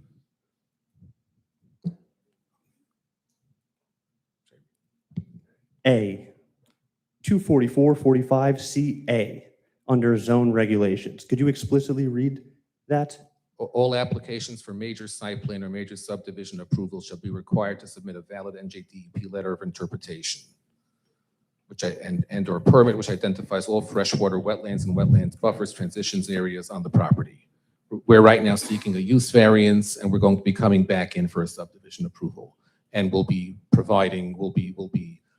submitting and obtaining an NJDEP LOI. So, This application's been bifurcated. So this is just the use variance It's just for a component. use variance. Understood. And you are requesting a waiver of 244-45 for an LOI as a prerequisite, correct? That's what they said earlier. They're requesting a waiver on the LOI due to it being expired. well, no, they're not and correct me if I'm wrong, I'm not testifying for you. They requested a waiver because this is a use variance. It's, according to what was just read, they will have to provide it for let me back up, please. A use, If a it waiver should from be what? approved, if. And what is it the should be waiver? approved, Sorry, Ms. then Bradley. the waivers, I'm sorry, the No, I'm waiver is sorry. only for this evening, for this use variant, not this evening, the use variance. Very clearly, it states for a subdivision or a site plan, they would have to have it. This is a use variance. We're not talking about the subdivision tonight. That's why Ms. LeBou perfectly questioned them about the lots. Under what ordinance is the applicant requesting a waiver of an LOI? Madam Chair, if I may. Yes, Mr. They're Wilder. requesting a waiver from an environmental impact Impact statement, statement. which is required pursuant to the town's checklist. They're not requesting a waiver from the LOI. It's the environmental impact statement, which is in the checklist. The impact statement is not in the LOI is required for completeness, not the impact statement. So checklist item number 56 and I'll read it just so we're all on the same page. Please. For applications involving construction of 20,000 square feet of new floor area and or the creation of 7 or more new lots, an environmental impact statement shall be provided and address the requirement of section 244-189 that is required for a use variance, and the applicant has requested a waiver for that. Right, so that's the EIS, not the LOI. Understood. The LOI will be required for the site plan or a subdivision, which is not this evening. This application falls within the overlay zone, correct? Yes. And doesn't 244-45 We've gone over this about 3 times already. just in requested, the ordinance is requesting an LOI as a prerequisite. But this is a variance application, not a Right, subdivision. not a subdivision or a site plan. That's what I'm trying to explain. I know it's, trust me, I know it's confusing. This is for a use variance. We're not discussing, other than the generalization of the size of the homes, we're not discussing the architecture of the homes, none of that this evening. It was bifurcated, meaning it was Understood. split. This is strictly, can they build in a R3 zone more Understood. than the number of houses that could fit on the acreage? All right, thank you for coming forward. We gotta, I Completely gave you a little understood. extra One time. last question. Without an LOI or an impact statement or any verified demonstration of compliant buildable area, does the board have any factual basis to determine where or where not your applicant can develop? The applicant has the wetlands flags that were located. Verified by I think we've been through that. yourself, correct? Thank you. Anyone else? Anyone else? Can I just, for on the record, because it sounds, we have the right, as the board here, even for a use variance, to request that, Environmental impact statement, the EIS, yes. right? We can, Yes, right? Okay, that's what we were discussing. That was what all that in the beginning was about. right. So we agreed to hear it, and then once we determine how we're going to move forward, Okay. if we move Because that's what forward. I wanted to establish right at the beginning. Do we have the legal right to request that? An Even EIS, though, and the yes, answer is yes, right? So, okay. correct. Right. Eleanor- Do you solemnly swear or affirm to tell the truth in this matter before the board? I do. Please state your name and address for the record. Eleanor Hannum, 7 Evergreen Court, Jackson, New Jersey. So here's my question. So what you're asking this board is basically to change our master plan from an Could you R3 zone. Move closer to the mic, I'm please. sorry. Oh, you can't hear me. I'm sorry. You're asking this board to actually change the master plan from an R3 basically to an R1. Is that correct? That's not an engineering question, but the answer would be no. So you're not asking this board to alter our master plan? That's correct. This does not involve the master plan. Only the governing body would do that, and the planning board. This is an R3 zone, which means that you can only put one home on 3 acres of property. So when I missed the beginning of this testimony, because I got here late. So what I did hear was there was testimony discussing Anita Drive, and I believe that's Bittersweet and all the other cul-de-sacs off of it from the north and or the west and the south. Is that correct? Correct. Okay. And you use that as, I guess, your foundation to justify building homes on 1 acre lots in a R3 zone. Is that correct? The board planner had a comment to discuss the surrounding areas, and the surrounding areas were discussed. Yes, and you were referring to those streets and basically stating that they are on 1 acre lots. I will say, in our prior master plan, it was the state recommendation to rezone Jackson Township and put in R3 because of the septic nitrates going into the aquifer. Are you aware of that? These are really planning questions, not really the engineer's testimony. I'm stating a fact. So Right now, we're just here I'm solely putting on it the on the engineer's record. testimony. I get it. Right. So at the same time, I know that there was testimony that Mr. Martins kept on making comments about it being a 2.5-story house. Is that correct? The applicant is proposing 2.5-story homes. Okay. And with your egress windows. So did you perk this property, or was this property, I know it had to have been perked when the school or the church went with their application? And if so, where did this property perk at? Especially in the back.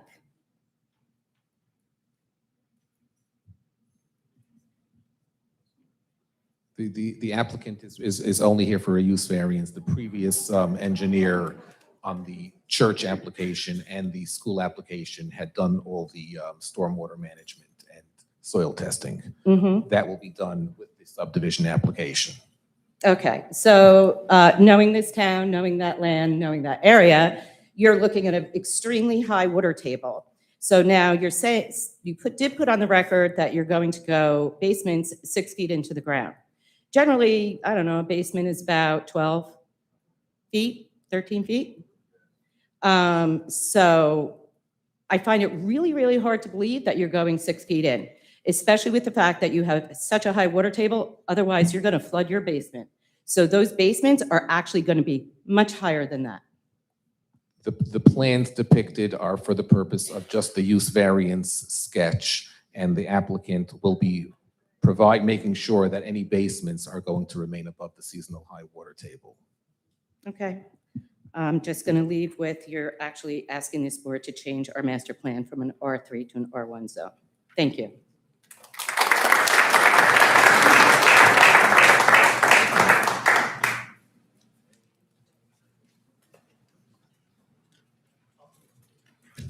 You solemnly swear or affirm to tell the truth in this matter before the board. Yes. Please state your name and address for the record. Holly Reynolds, 3 Mary Beth Lane, Jackson. I could just make a comment or statement, right? I don't have to ask them a question, just based on what they already said. Based on his testimony. Okay. This application fails to meet both positive and negative All right, criteria. this is planning, Yeah. this is planning testimony that you're Well, talking about. didn't they testify No, we haven't about- testified at that. Would be when the planner comes up. This is just the engineering about the plans and the lots and the lot sizes and the wetlands. That's all. That is, you can save that for when the planner comes. So the planner, ma'am, just so you understand, I understand it's frustrating, you've been waiting, but when the planner is done, you will have that opportunity. The I planner will understand. discuss that. I understand, but everything, my statement's based on everything that was already said And- here. But you just started talking about the positive Positive and negative negative. criteria, which he didn't. Right, we haven't got it. The attorney summarized it. It's fine, I'll come back and Right, reread okay. it. Thank you.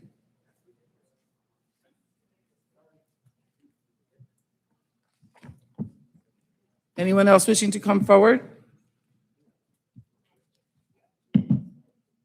Seeing no one else come, They gotta come up.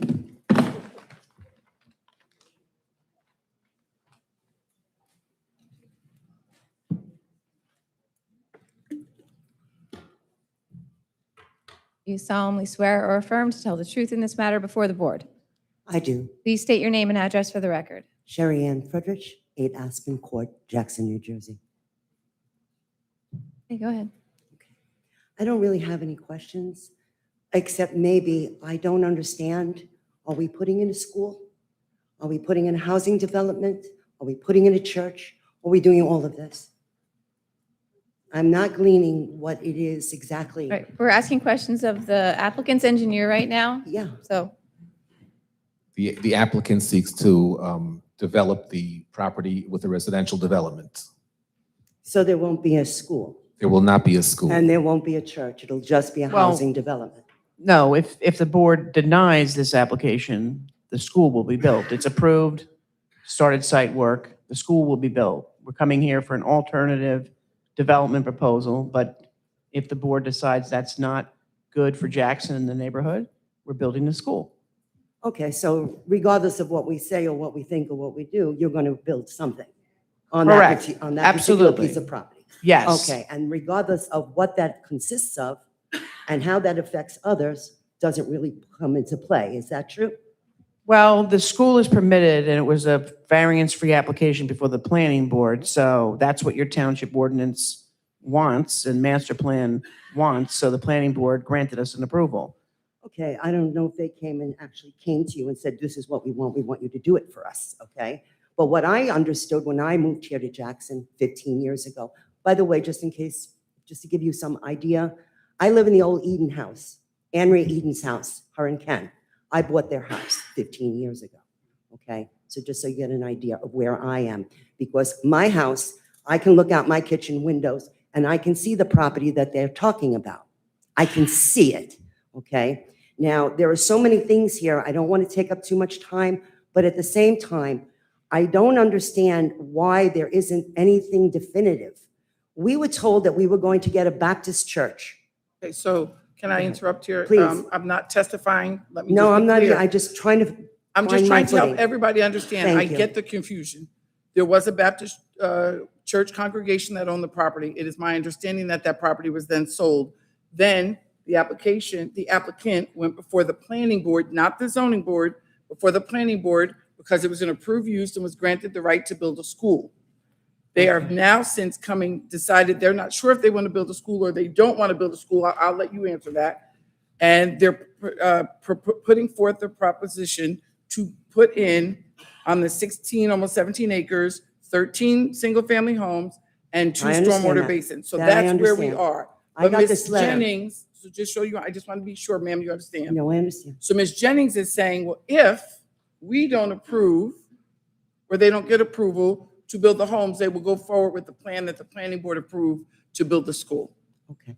Okay? All right, okay. But in all honesty, there was supposed to be a church, a Baptist church Correct. here. And someone made those people an offer they could not refuse for that property.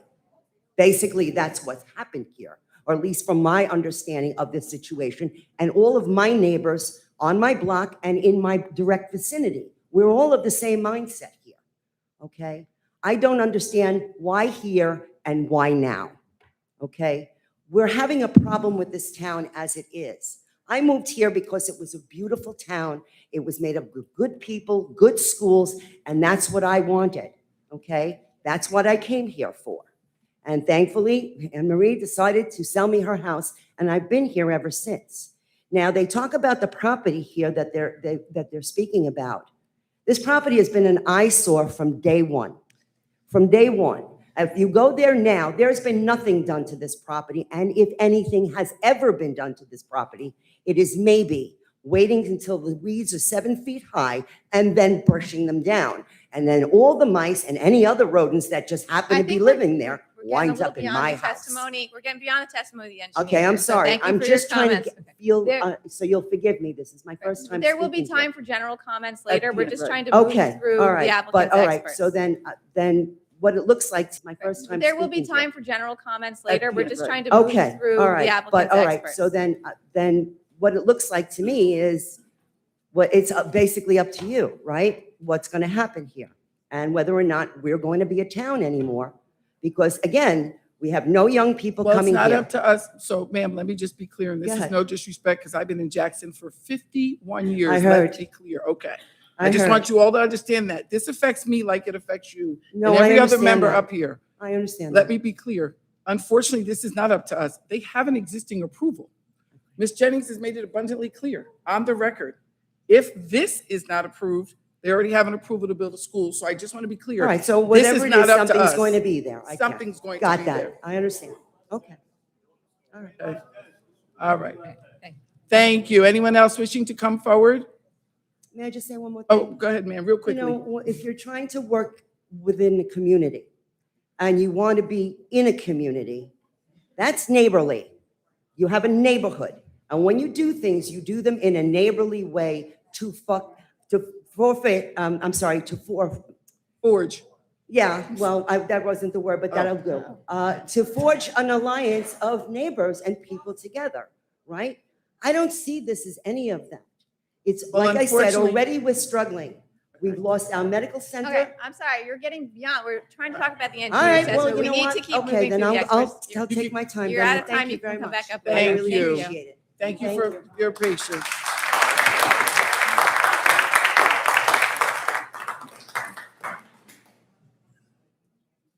Just to be clear, don't go away. You'll have more time at the end for those statements. Hi, my name is Peter Mikosh. I live at 21 Heath Lane here in Jackson. Can you just raise your right hand? Do you Sure. solemnly swear or affirm to tell the truth in this matter before the board? Sure, I'm only All asking right. questions. I don't know Okay, why I thank need you. to And swear. sir, forgive me, what was your last name? Mikosh, Mekosh. Thank you. What I really was interested in finding out from the applicant was this. What I'm hearing about the water table on that property is that it's very high, and you're talking about putting septic systems in, whether it's homes or a school. And what I'm really interested in finding out is where are you going to provide drinking water, or how are you going to provide drinking water for the homes, or water for bathing or whatever? Are you going to have water piped in?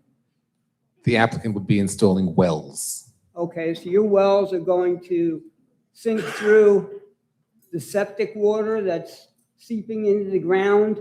There are requirements, spacing, distance requirements. The wells would be 100 feet from the septic system. Yeah, I've seen that stuff before too. All right, thank you. Thank you, sir.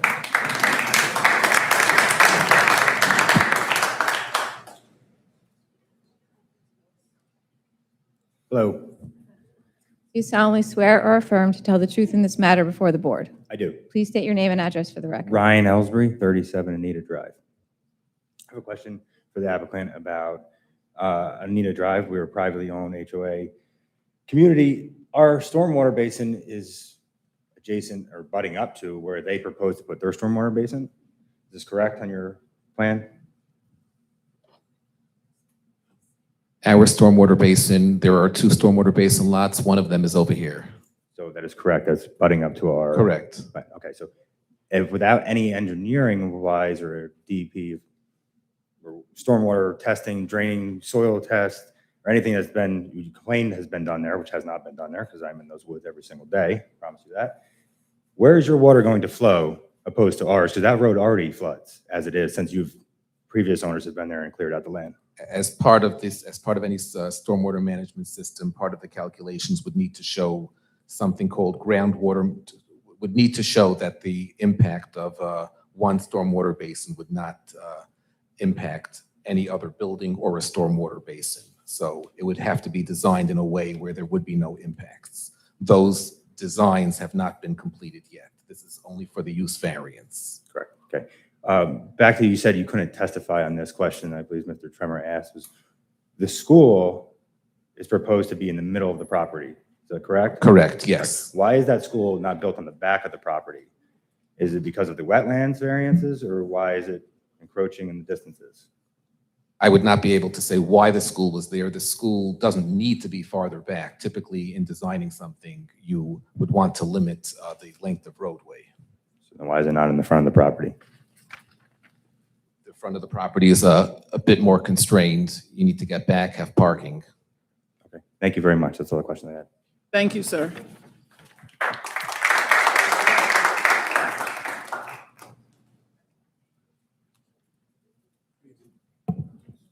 You solemnly swear or affirm to tell the truth in this matter before the board?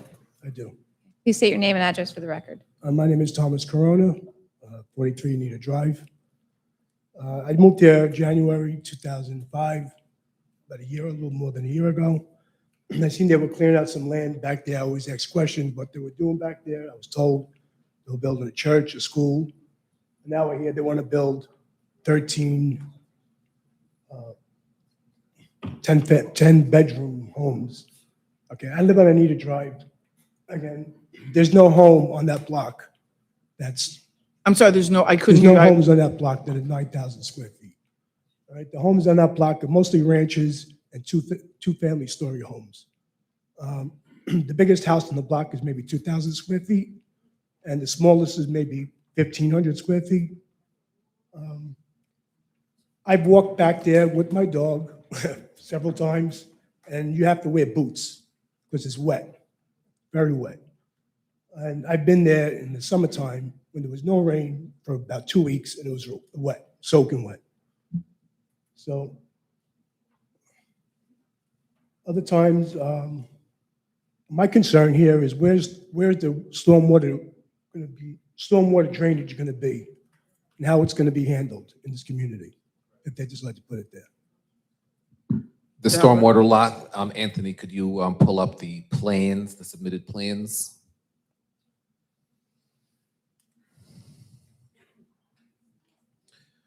Could you zoom in a little bit to over here? The stormwater lots are proposed toward the front of the property at the lower portion of the property. And getting back to the school, where you said you want to build a school in the middle of the property. Could you go back to that slide? Anthony, could you pull up the current approval exhibits?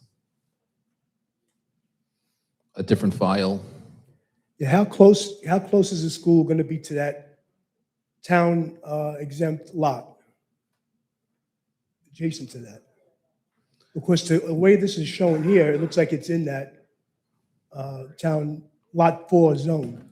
Anthony, could you go to the previous sheet, please? Could you zoom into this area?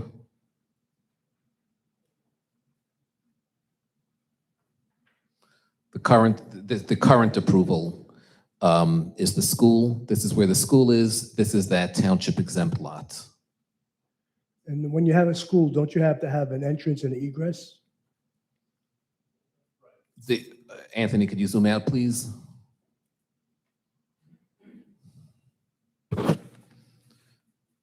There is a connecting drive access to Cassville roadway with full access. Again, this is a previous approval. This is not part of this application. This was That was already approved by the planning board, Understood, so, understood. That's all I have. thank you. Thank you for coming forward. The other gentleman?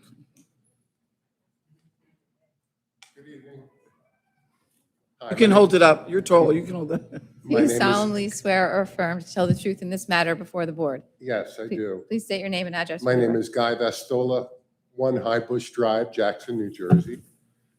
I would just like to say Jackson welcomes every gender, ethnicity, culture. It's a beautiful place to live. I would just like to say that since this has been cleared out, I've been underwater.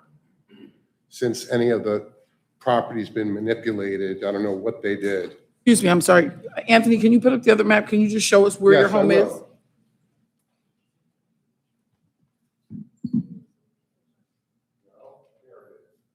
So that's where we are right there.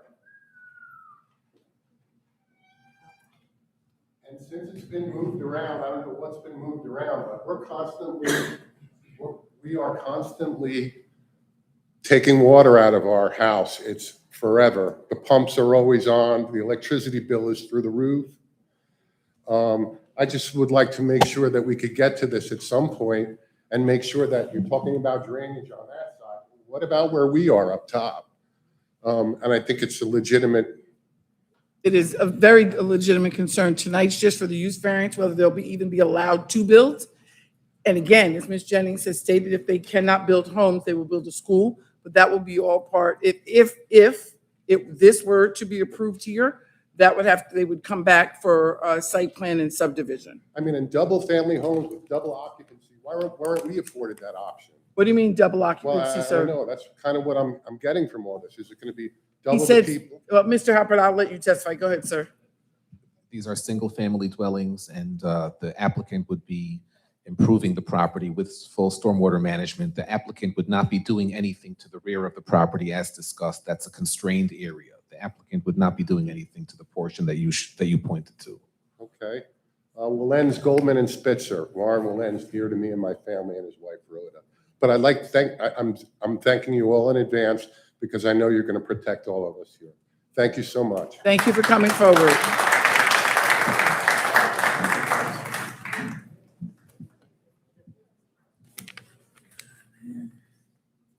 Do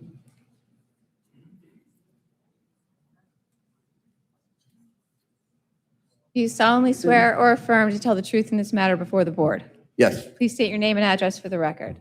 Richard Volpe, 39 Anita Drive, Jackson. Okay?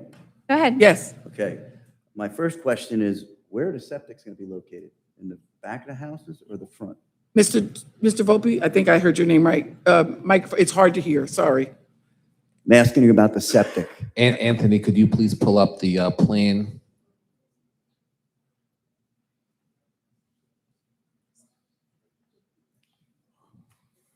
you zoom into, could you please zoom into this area? Could you go to the next, I'm sorry, could you go to the next sheet?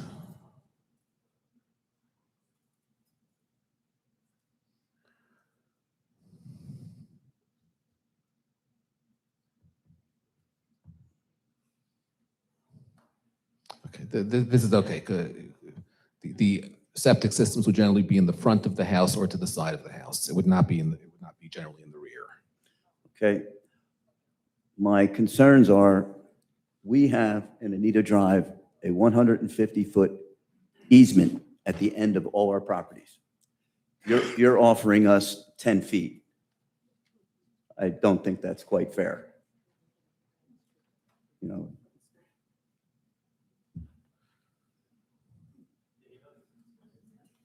I'm sorry, Mr. Volpe, say that again? we have the end of our properties, 150 feet conservation easement is part of my property. To the back of your property. And that's correct. And everyone on the street has the same thing. And from what I heard, he said they will give us a 10-foot buffer. And Mr. Hopper, would you that's not explain what the acceptable to 10-foot me. buffer is? The applicant would be seeking to provide 10-foot buffers along the rears of the property by leaving the wooded area untouched. 10 feet? Is compared to- there a 150-foot buffer requirement on your property? There is no 150-foot buffer requirement. What did the planning board require for that school? Schools do have buffer requirements. And we made a special exception on that one too because of the neighbors. What was the number? The 50 school, feet, the school should correct. have a 50-foot buffer. These So- are residential development now. is Okay, what the but why applicant aren't- is and- proposing. To the man's question, that's basically what he's asking. Why isn't he getting the same respect? The 50-foot buffer is a requirement for a commercial property. The applicant is seeking now to develop a residential, the property has a residential development, and therefore the applicant isn't proposing a 50-foot buffer. These are both residential developments. All right, so just for the record, so we're all understand, Mr. Volpe is saying that the homes on Anita Drive that would butt up to this property, you have a 150-foot easement at the back of each of your properties. So there's a 150-foot buffer per se. And what you're saying is they're only requesting to have a 10-foot buffer. Did I get that correct? Yeah. Okay. Yeah, I don't think that's fair.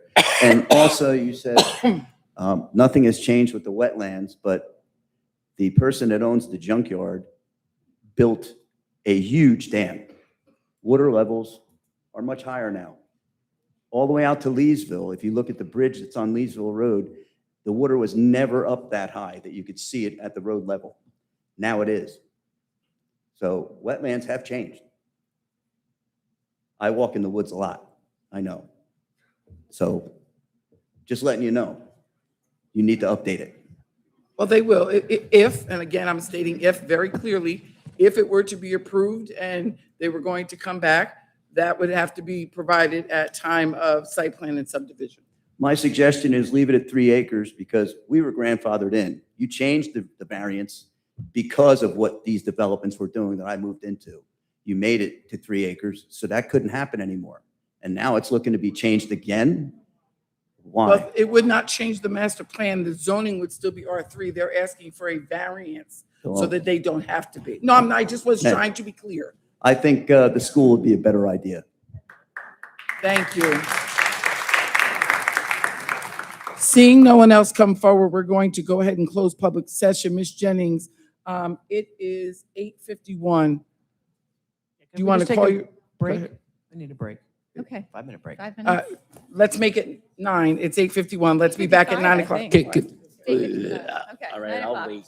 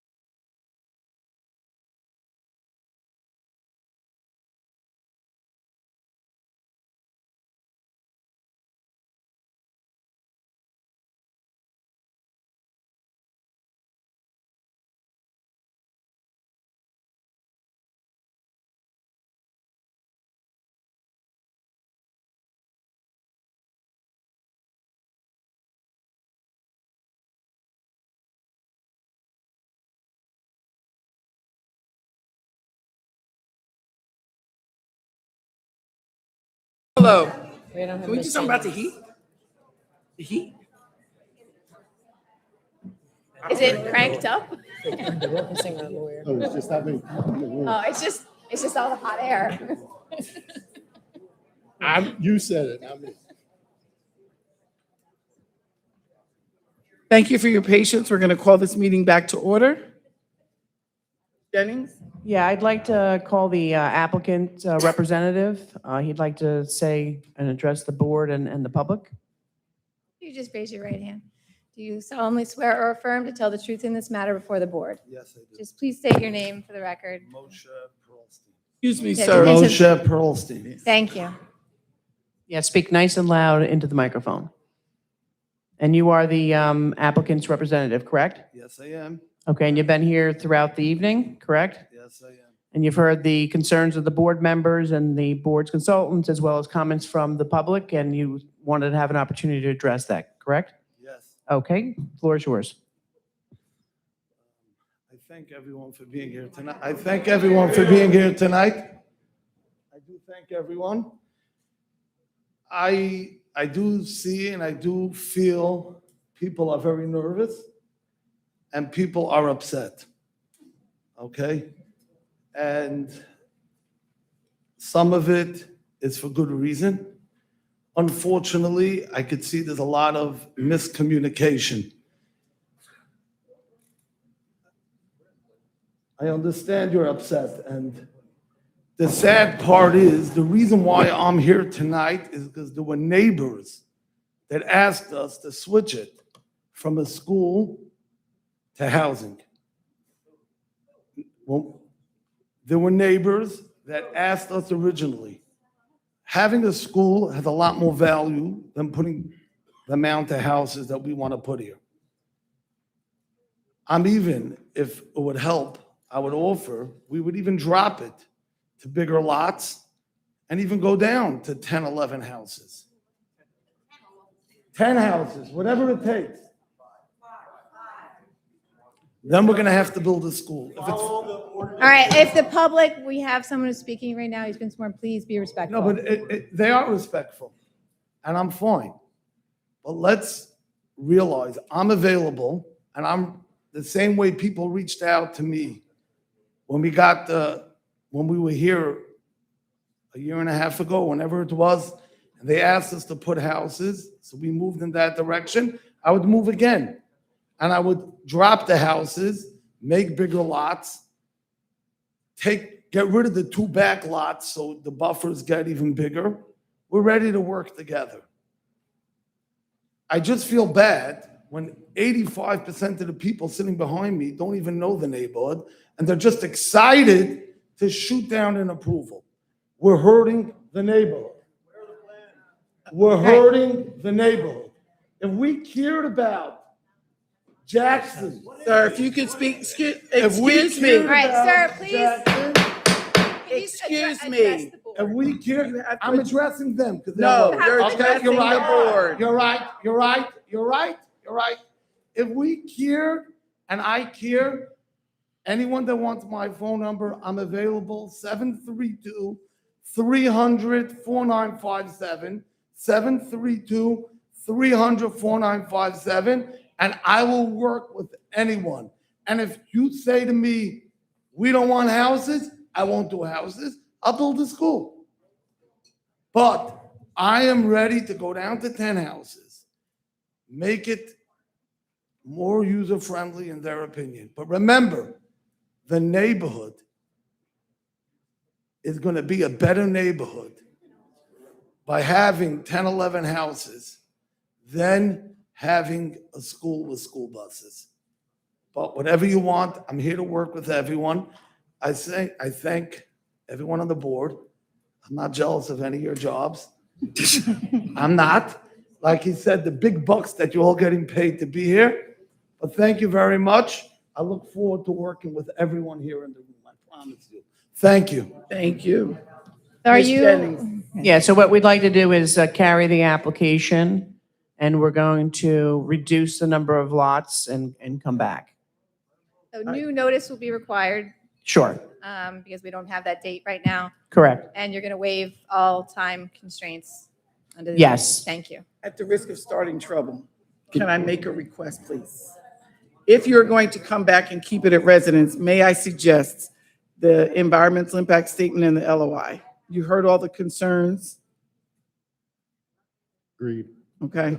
Understood. Thank you. Thank you. So the board will just vote on the request to carry the application. Date is not yet certain. New notice will be required, and the applicant has waived all time constraints. All right, so board, we Robin. need a, Dana? Date to be determined? To be determined, yep, because they're We going to don't have want to throw time. on something just as a placekeeper? Do you know how much time you need? I know. All right. I know you're going to get some feedback from the public. And we could do a date in July or, okay, Gina, do you want to? We have one application on for June 3rd as it stands. That might be, is that enough time? Probably not. And June 17th, we know Ms. Jennings is not available. conflict. July 15th is our reorg meeting, and that's as far as we have meeting Okay. dates So for July, this year. But that's not, July 15th. July, what was the other one? July? That's it. that's Oh. it. No, July June 1? 13th, June 17th, July 15th. Okay, We only have one meeting in July. okay. Do you want to just put it on for like a placeholder for now, and then if Ms. Jennings would Sure. like to push it, we can from there? Okay. What day? June 17th is the furthest one we have, and you're not available. July 15th. July 15th is the July reorg. 15th is the reorg. July 15th, the All right, so put reorg? that on for the date. Okay. Don't forget our reorg is just for the board members. Okay. All right, so you just need a motion. All right, so we need a motion, the second, to allow them to carry the application, return to the date to be determined. It looks like potentially July 15th, and notice will be required. Motion. Second, We have a motion, the second. Kathleen, roll call, please. Mr. Martins? Yes, I would just like to make sure that we get the letter of intent, the environmental I impact. Made that Yes. recommendation. Okay, yes, thank you. Ms. Rosal? Yes. Mr. Tremor? Yes. Ms. Cusano? Yes. Mr. Seleckia?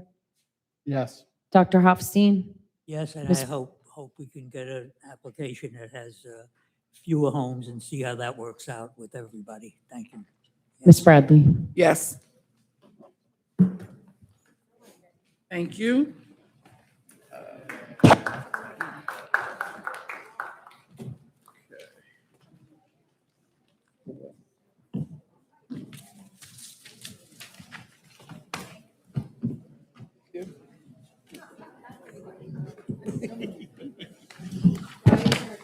What do you mean by that? You too, Robin. If Thank you're you very much. entertainment I only. appreciate you. We are going to move on to what is application number 3 on our agenda, which is JPO Jackson LP Grand Harmony amended site plan 837-3.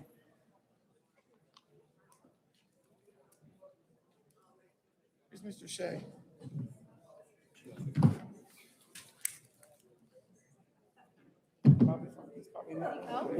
No, he said he's going to go in that room.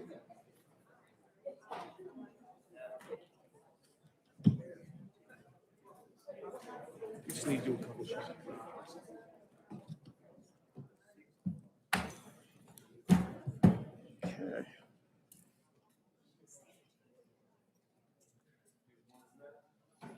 So as you can all see, our attorney has left the dais as there is a conflict with her firm. We're waiting for Mr. Shea, who will be sitting in on this application. Excuse me.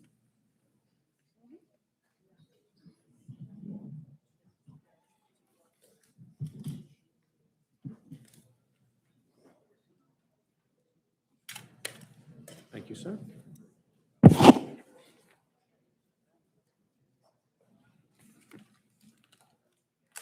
Got the big guns out today, huh? Thank you. Everyone Leave one for sloppy. Bobby as well. Oh, there he is.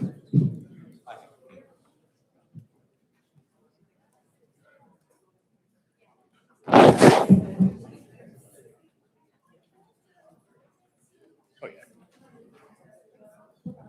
This is gonna be fun. No. Yeah, shit. What were you thinking last?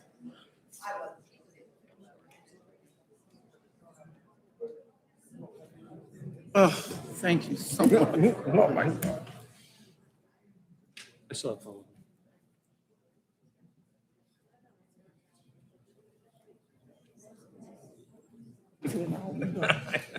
All right, as you can see, Mr. Shea has joined us. As I stated, Ms. LeBou's firm had a conflict. Mr. Shea will be covering this application. Ms. Jennings, you have the floor. Thank you. Good evening. For the record, Donna Jennings from the law firm of Wilentz, Goldman and Spitzer on behalf of the applicant. As the board is aware, the applicant is seeking an amendment to the previously approved preliminary and final major site plan to convert the clubhouse into a house of worship with the addition of a religious bathing facility known as a mikvah. The property where the approved clubhouse is located is on Grand Harmony Boulevard and identified as Block 4801, Lot 5.04 on the township's tax map. The property is approximately 6.21 acres and is located in the LC Limited Commercial Zoning District. As you are aware, the board previously granted a D1 use variance to permit multifamily housing at the property, a C variance for the height of the accessory clubhouse building, and site plan approval, including subsequent amendments. The larger development was approved to have 195 residential units, including 40 affordable housing units, the clubhouse, and various other outdoor amenities and other site improvements. Most recently, this board granted a technical subdivision to permit fee simple ownership of the townhouse units. Again, with this application, the applicant is looking to convert the clubhouse into the house of worship with the accessory mikvah. In support of the proposal, the applicant will rely on the direct testimony of Bill Stevens, the engineer and planner, and Andrew Janu, the planner, and our architect, Melky Rubb. With that, we have two review letters, the board planner's review letter dated April 1st, 2026, and the board engineer's review letter dated April 3rd, 2026. So with that, I'd like to have Mr. Stevens, who's sitting to my left, be sworn in and we can begin. Ms. Jennings, let me just go over a couple threshold issues just right off the gate so we could just get those, maybe get some testimony on it later on down the road. First one I want to go over is that, is there any sign off by the HOA or the COA on the application itself? Here's my reasoning. Yes. Okay, I don't believe that was submitted with the application, was it? No, because the board doesn't really look at the HOA documents. It's really beyond your jurisdiction, but we have approval on that already. Would the applicant be able to supply the board Absolutely. with sign off on Yes. those? Because that would resolve the equitable problem with having the clubhouse. Understood. Okay. All right. Second issue is that of the notice. This leads me into the following question, but it goes back to the fact that the notice wasn't reflective of the D1 variance that was, it's basically an amendment to the D1 variance. So the notice indicates that you're coming before the board for an inherently beneficial use, two permitted uses. I get that. But in 2020, the D1 variance itself was granted, and via what's being sought, that D1 variance is being amended. That's a notice issue that I just want to bring to your attention to make sure that if we do have another hearing, may have to notice it based upon what's being requested. Okay, so I would disagree with you. There's no change in the D variance, which permitted the density for the residential units. There's no additional residential units being added to the site. It's simply the previously approved clubhouse is being changed into, or being requested to be converted to a house of worship. So it does not impact the D variance at all. So the notice requested amended site plan approval and several bulk variances related to, ironically, to the clubhouse, because your ordinance has more stringent bulk standards for a religious assembly use as opposed to a non-religious assembly use, which I would argue is a violation of the federal statute, the Religious Land Use Institutionalized Persons Act. But with that said, the applicant has noticed for those variances, even though the building itself being converted does not change any of the setbacks of the existing clubhouse, which is technically under construction. So even though there's an addition of the mikveh, that does not add to any setback variances. So I believe the notice is accurate and that there is no D variance being requested. The only reason we're before this board is that this board has had jurisdiction over every application that we've done. So we've stayed at this board, but there is no D variance being requested this evening. Okay, so that leads me into the next question / comment. So in 2020, the resolution that was approved was for a D variance. The clubhouse itself was a fundamental aspect of that D1. Any request that's being made would be, at least in my mind, and I'll leave it up to the professional planner that the board has to weigh in on it, but that would be an amendment to that D1. With that being said, if the applicant is ready to take that risk and move forward, I'll leave that up to the applicant themselves. That's a risk that they have to make, that they have to take. But the other question I have, or really just I want to make a comment as to clarification for all the board members. I understand that you're indicating that you don't believe that you're requesting any D variances, but from my perspective, this could be a D1 or D2 or D3. We have one inherently beneficial use for the house of worship. There's no case law or statute on point yet for a mikveh being an inherently beneficial use. So we may have two uses simultaneously tracking with different legal standards. So while you're presenting, just make sure that the board is clear as to the legal tests that you're seeking or requesting or may impact you. Because it could be a D1, could be a D2, could be a D3. That's just my perspective. I'll leave that up to the planners to make that determination. Right. Again, I'll just say for the record, there is no D1, no D2, no D3. In fact, we were here the last time and we changed the recreational amenities, which is kind of what we're doing today. And we did not ask for a D variance. It wasn't called out for. We did not request it. Again, the D variance that was granted with this project related to putting residential units on this property. This is a limited commercial zoning district, so it was related to the number of residential units at the site. So I would not agree with you on the analysis that there's any D variance being requested this I'll leave evening. that up to the And planners. again, the but house of worship is a that's permitted my- use in the zone. And again, the only reason we need any bulk variances for the house of worship is because you have more stringent setback variances for your religious uses as opposed to your non-religious uses. But the building itself will be substantially the same size as was previously approved, other than the addition of the mikveh, which does not trigger any new variances. But that goes back to my concern of a possible D2, because if we're looking at those elements that a house of worship or a mikveh has to meet if they're conditions, that would just raise my concerns with the D2. But again, I'll leave it up to the planners to decide that and make that determination, and then we can go from there.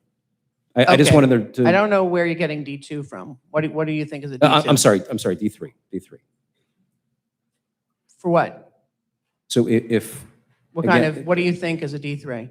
So it would be a conditional use. There is no, the house of worship is a permitted use in the zone, subject to meeting the bulk standards. Right, I'm very so- positive about this, Bobby, Right. because I helped the town write the ordinance, and it is not a conditional use. It is a permitted use, I'm just- subject to Right, bulk I'm just standards. going over threshold issues. I just wanted to address, for the record, I'll let the planners put their own testimony on, and everybody can take it from there. Okay, Right. let's get Mr. Stevens sworn in, and we'll begin. Please state your name and spell your last for the record.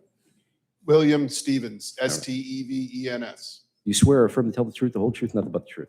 I do. All right, please list your credentials so that the board can accept them. I'd be happy to. So I am a licensed professional engineer and planner here in the state of New Jersey. And I've been appearing in that capacity before this board for a very, very long time. Mr. Stevens, we're very familiar with you, and this board accepts your credentials. Thank you. Thank you, Madam Chair, and good evening. Okay, Mr. Stevens, if you could you just describe the approved clubhouse and the larger development approval that I referenced in the opening? And if you're going to reference any exhibits, just please identify them for the record. Right, so we have prepared for this evening a set of exhibits.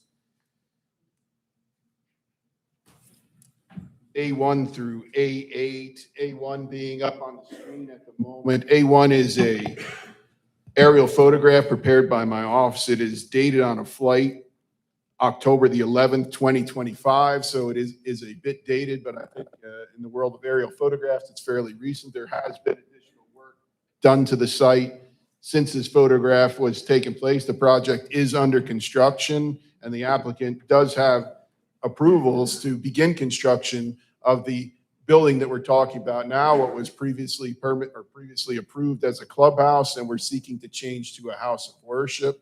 I mean, my opinion as the engineer is simple. They're very small changes that will be required to allow this use to change. There really aren't any engineering components to this application. We are keeping everything the same as was previously approved and is presently under construction.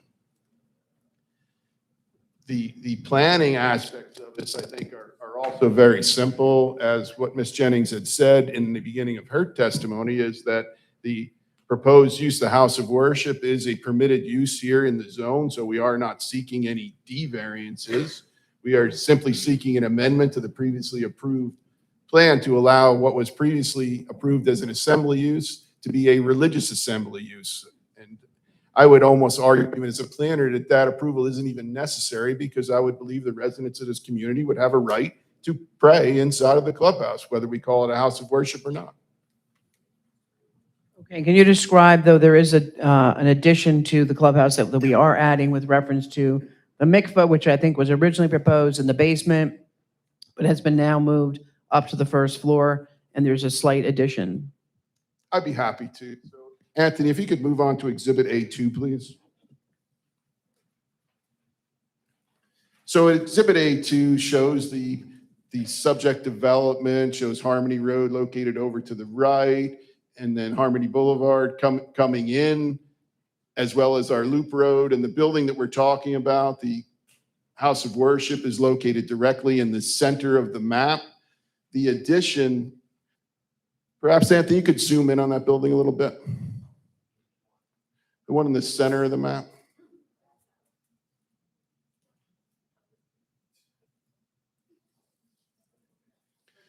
So the building as proposed is exactly the same as was previously approved, save for the addition that is shown in the very rear right corner of the building.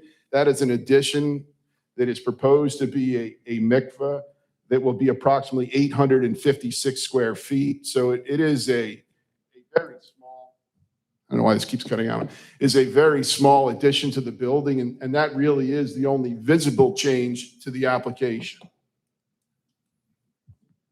Okay, and if you could just touch on some of the bulk variances that the applicant is going to be requesting this evening? So there are some variances that were called out as part of this application. The first one being minimum lot width, where 200 feet is required and 50 feet is provided.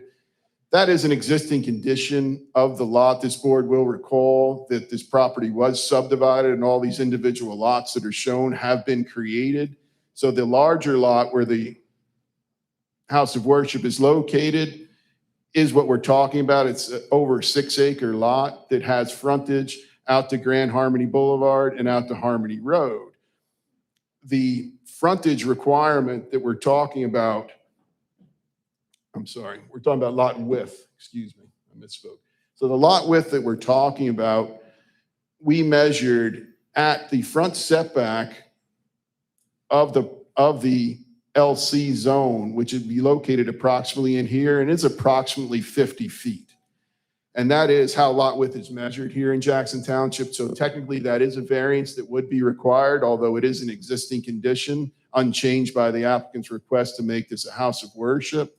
If we are to measure the lot width at the front of the building, which would be more typical if we were looking at a different lot, if it had a different shape, is approximately 500 feet. So we significantly exceed the lot width. This is not an undersized lot. So although we need this variance because of the existing conditions, I think it really is de minimis and will not cause any substantial detriment should the variance be granted, because the lot exists and the building is already approved to be constructed. The second variance that we're looking at or that has been called out is for lot frontage, where 200 feet is required. And we had said, let me get this straight, that 96 feet is being provided. And that lot frontage that we're saying is 96 feet that's located along Tranquility Place at the intersection of Grand Harmony Boulevard. However, if we were, and that's just really out of being a clear and conservative answer, but this lot has frontage all along Tranquility Place in many places. If we were to go in and add up those frontages, we would have around 536 linear feet, so it would significantly exceed what is required. And by my reading of your lot frontage ordinance, it doesn't say that it has to be contiguous frontage, so I believe we meet the intent of the ordinance. I'll leave that up to Mr. Peters to further comment. Excuse me, could I just interrupt you? 244-55F, Section 1, for a house of worship, it says lots shall not have their sole frontage on a residential access or residential neighborhood street or any lower order street. What type of street is Grand Harmony Boulevard? Because you seem to be asking for a variance for this. Yes, we are. So it's not on a street that's approved in the code. So I think we have to be clearer about what we're talking about with the access. Our access is out to Tranquility Place and Grand Harmony Boulevard. Grand Harmony Boulevard is a divided access way.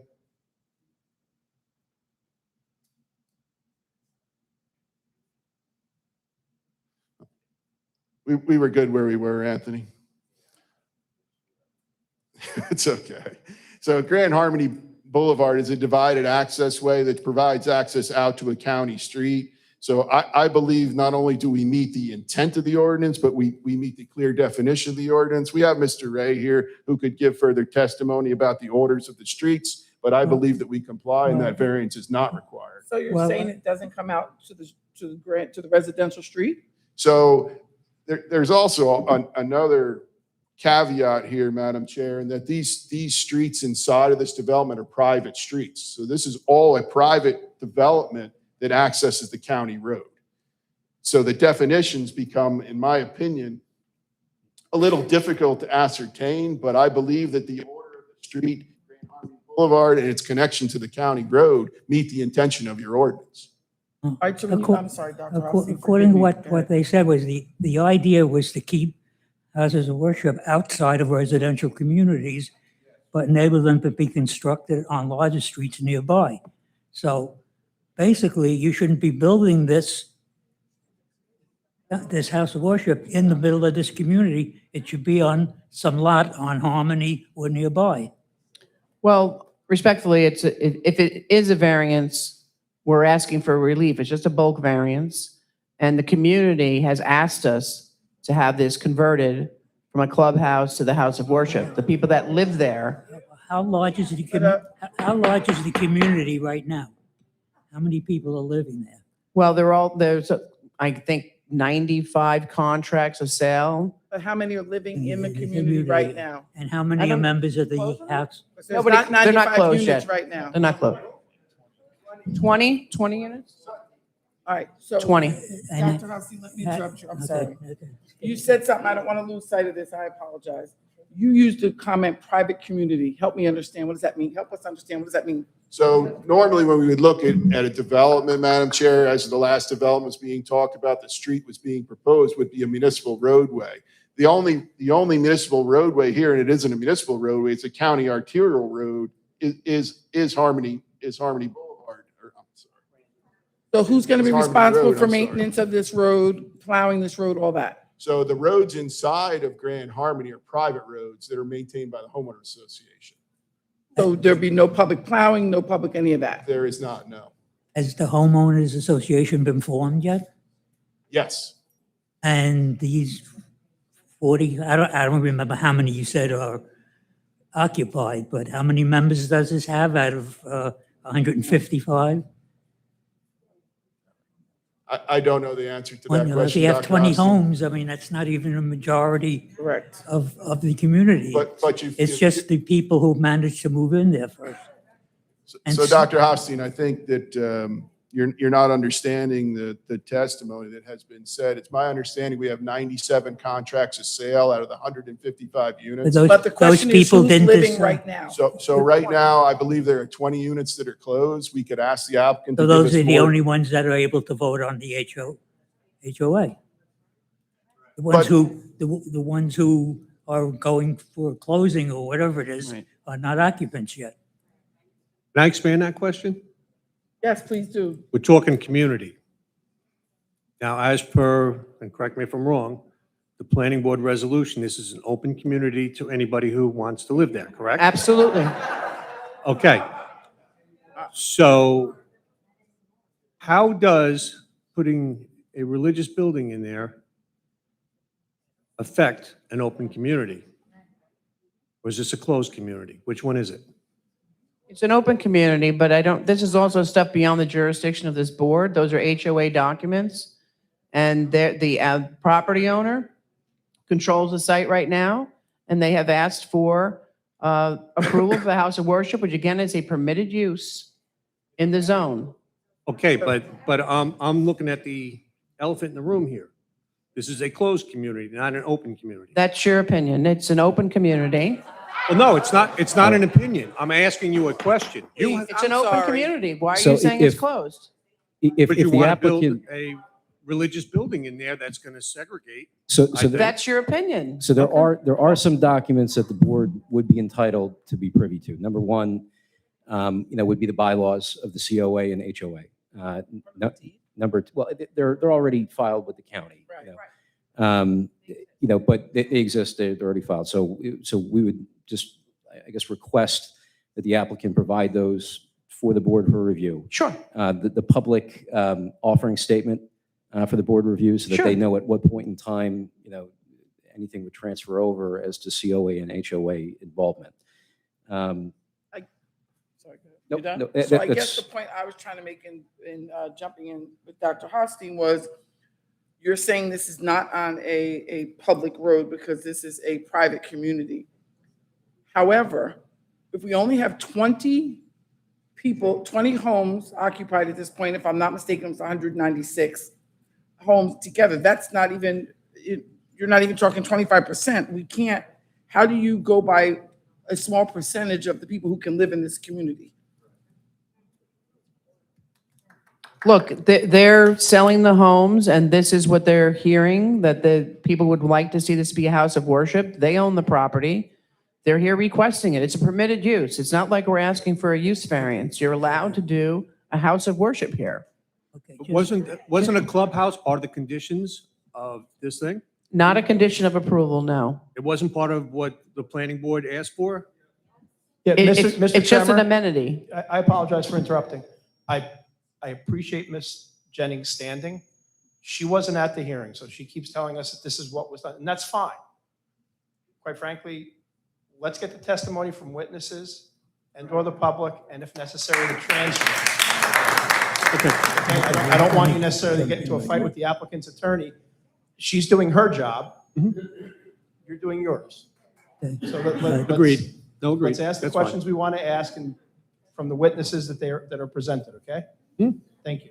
Okay, just to continue with our job then, there are 40 affordable housing units, and these housing units are for purchase, and that's why you have the condominium association. Will these residents have full access to the amenities available within the site? Yes. Okay, these are 10 buildings, 4 units each, which are clustered and separated from the market rate values. Usually affordable housing units that are constructed in Jackson are rentals and rented and managed by the affordable housing agencies. Why are these units for purchase?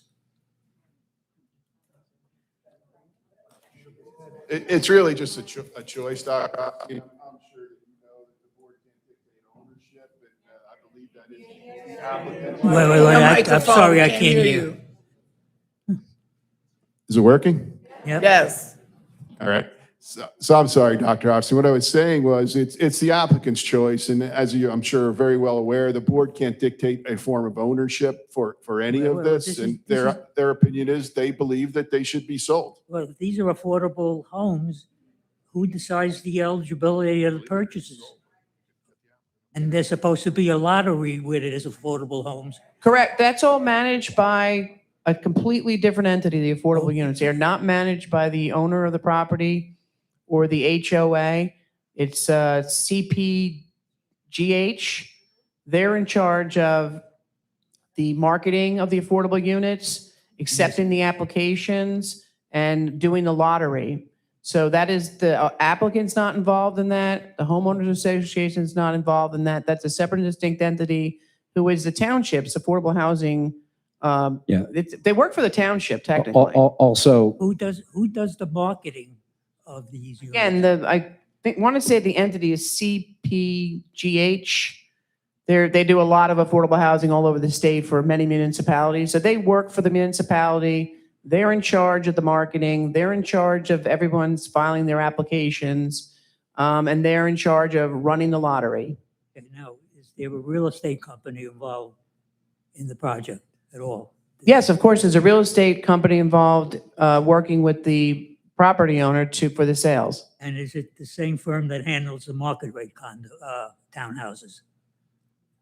No, I'm talking for the market rate, there's a separate listing agent, broker, who takes care of the So the market rate. The real estate- affordable, again, is all done by the affordable housing liaison that works for the township. That's incorrect. Okay, It's, so- CPGH, so now- Donna, is the administrative agent. So as the municipal housing liaison, some of the affordable housing projects within the town are monitored by us, the township, and some are monitored by administrative agents. Acuity being one firm, the firm in charge of this development is another one. And I mean, it's not a requirement that it needs to be the township, it just needs to be somebody. And to answer your questions about the lottery, there are, I believe they're regulated by this state, because I have to report to DCA. So they have their own processes and procedures on how they randomize and a system of checks and balances for their applications, because that was one of the questions that I did ask. Okay, so the sale agent for these condos has nothing to do with the affordable housing? Strictly just talking affordable housing, that's all I can speak on. Okay, now, the amenities that were removed previously as the pool, the dog walk, the pickleball court, so now you have, the only amenities left are a couple of tot lots, as you call them, 2 half basketball courts, a splash park, and passive open space. So for these people who may not be part of the religious community, where is their recreation area? Where are their amenities? You just forget, you're just cutting people off and isolating them in one part. And who will control the amenities as to the days of usage? Is it the HOA or the condo association? So there's 2 associations Yeah, here, but Dr. who Austin. decides on the usage of the amenities, which are right next to the proposed house of worship? That one, I believe, would be under the homeowners association. However, that testimony would be better done by the applicant's attorney, who we could bring up to give homeowners association testimony. It's not my expertise. Well, then, is there anybody to supply statement of operations testimony? How the house of worship's going to work? Yeah, Yes, the how- architect's going to get into that. What about anybody from the applicant? Is there any? Well, the applicant is the developer. They don't run the house of worship. I'm just saying some of his questions may be Yeah, better off. they can come up and answer Yeah. those types of questions, sure. We're not site engineer, we're on site engineer right now. I'm just quoting from our planner's report. One of the sentences he has is the proposed new use would be reduced to only benefiting the residents that would belong to the congregation. Now, in my opinion, the perception is that non-congregation residents, particularly without a clubhouse, will not have a quality of life one would expect in this community, which they're entitled to. Also, so I was not on the board. Let me just put this on the record. None of us were on the board at the time that this was originally approved in 2000, and I believe it was February of 19. I did join the board in July of 2021, so I was here for the second hearing. And according to the resolution, it clearly states the clubhouse facility is seen as part of the grand entrance. The clubhouse facility is seen as part of the grand entrance with a design predicated upon creating a village green field with each unit having the opportunity to take advantage of green space. These were your words. So I'm a little confused how if we're changing the clubhouse into something else, how we're keeping with the original intention of the approval in 2019 and again in 2022. They're not opening to open space. It's not something everybody can use. It's not part of a grand entrance. How is that? Help us understand how that's part of a grand entrance. I don't think the entrance changes at all. We'll have the architect testify. That's really an architectural question. I think it's going to visually look the same. Right. The building that we're proposing to construct is the exact same building that was approved. There's really no visible changes to it, save for the small addition in the back. And again, as Ms. Jennings said, we'll let the architect give that testimony, but the vision, the open space, it all remains exactly the same. There's no changes to that. The simple thing we're talking about There's one change. Hold on, let me finish, Dr. House. The simple thing we're talking about here is whether or not it's okay for people to pray in this. We can't hear you. You gotta pull it I up. said the simple thing we're talking about here today is whether or not it's appropriate for people to be allowed to pray in this approved assembly unit. Well, if it was kept, if it was, Hold on, excuse me. hold on. So why don't we let him continue with the variance testimony that he's putting on? Excuse me, just Hold one. on a second. There's one thing that's bothering me with all this. There is one fundamental change, and you're taking the clubhouse out. Why don't you just take 3 or 4 condos out and build something there? Because this way, if somebody does win the lottery and they're not part of that community, they still have their clubhouse. Or divide the clubhouse into two parts. I mean, people who are not part of this the religion that's building the house of worship have their rights too. They have their rights to the amenities that they think are available to them. And you're making it sound simple when it's not. And it's basically the use of the building that's important, not the design. It's the use of the building. The use as approved, Dr. Hofstein, is an assembly use. The use as proposed is an assembly use. So the use is the same. We're No, the simply use is not talking the about. same. One is a house of worship, one is the clubhouse. Clubhouse has completely different things. In the community I have, we have a clubhouse. It has all kinds of amenities. Excuse me, we've asked everyone to be respectful while someone's speaking. We cannot get through this if we continue to have outbursts. Dr. Austin, continue, please. Okay. Let's continue. Continue. Just Continue? remember to hold the microphone up, please. So moving on, we were talking about variances that are required for the application. The next one that I had on my list of things to talk about was the number of wall signs, where 1 wall sign is permitted and 2 are being proposed. This was approved in the resolution that was adopted on February the 2nd, 2025. The number of signs previously was approved at 2 signs. However, at that time, the area of the wall signs was to be under what was permitted here, which would be 80 square feet, whereas now the applicant is seeking to increase that size of those signs to 96 square feet. So in my opinion, as a planner, this is a very de minimis change and will only be visible to people inside the community. So I believe it's a small change, but that is one thing that is being changed. Can I ask you a question on the signs? Yeah. What's actually on the signs, what's advertised, I'll call it advertised on the signs, is that changing? For example, did it used to say clubhouse and now it says house of worship or mikvah or whatever? Right, I think the architect could give you better testimony on the signage. I'll wait. I got all night. I'll wait. Not really. I'm glad you do. 5:30 will come. I'm leaving at 10:30. I want to go home and tuck my kids in. I don't know about you.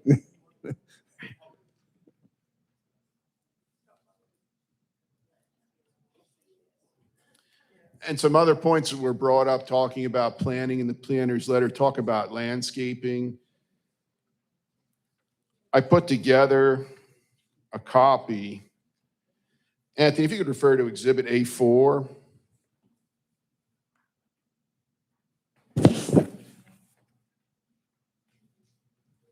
So what this is a copy of all the approved landscaping plans put together so that we have one overall plan so the board could see.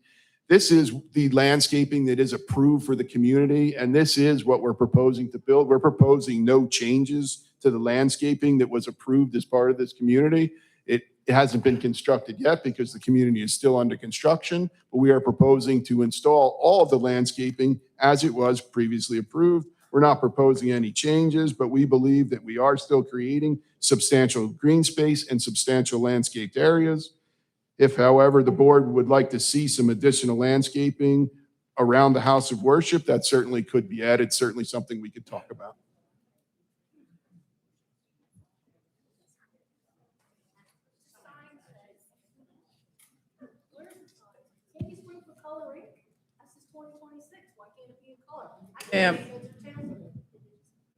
Yep, there'll be a public comment period and a cross-examination period. Everybody will have a chance. All right. So then moving on, talking about other engineering issues, there are no changes to any of the approved parking. The parking is adequate for the house of worship, and we're not proposing to change it at all. We're also, You're adding a mikvah and it's making it bigger? Excuse me, we've asked everyone to not speak. Thank you. I'm sorry, I didn't hear you. You said that you're not increasing the parking, and I asked, but you're increasing the square footage because you're adding the mikvah. correct. So there is proposed to be a mikveh that is intended to be constructed as part of a phase construction. We wish to build the house of worship now, and then the mikveh later as a phase 2. The mikveh facility itself, a ritual bathing facility, is really only utilized on Friday night and has limited use. So we don't believe that there are any parking issues. And again, this facility is meant to be utilized by people in the community, so they'll be parking at their homes and generally walking to the facility. So we don't believe there are any parking issues. And more important than that, we meet your ordinance as far as parking goes, and we're not requesting any variances for that, nor any changes to the approved plan. And the same thing goes for stormwater management, and the same thing could also be said for our lighting plan. Again, all approved, and we're proposing no changes. All right, so just to be clear, the clubhouse is being built now, as you stated, the mikveh will be built at a later date That's correct. We would like to have that as a phase 2. and primarily used only on Friday evenings. I'll let somebody else give No that problem. testimony, Madam Chair. I know enough to be dangerous. Yeah, and I don't think that's accurate because I've done mikvah applications myself, so we'll have the architect talk about that. Thank you.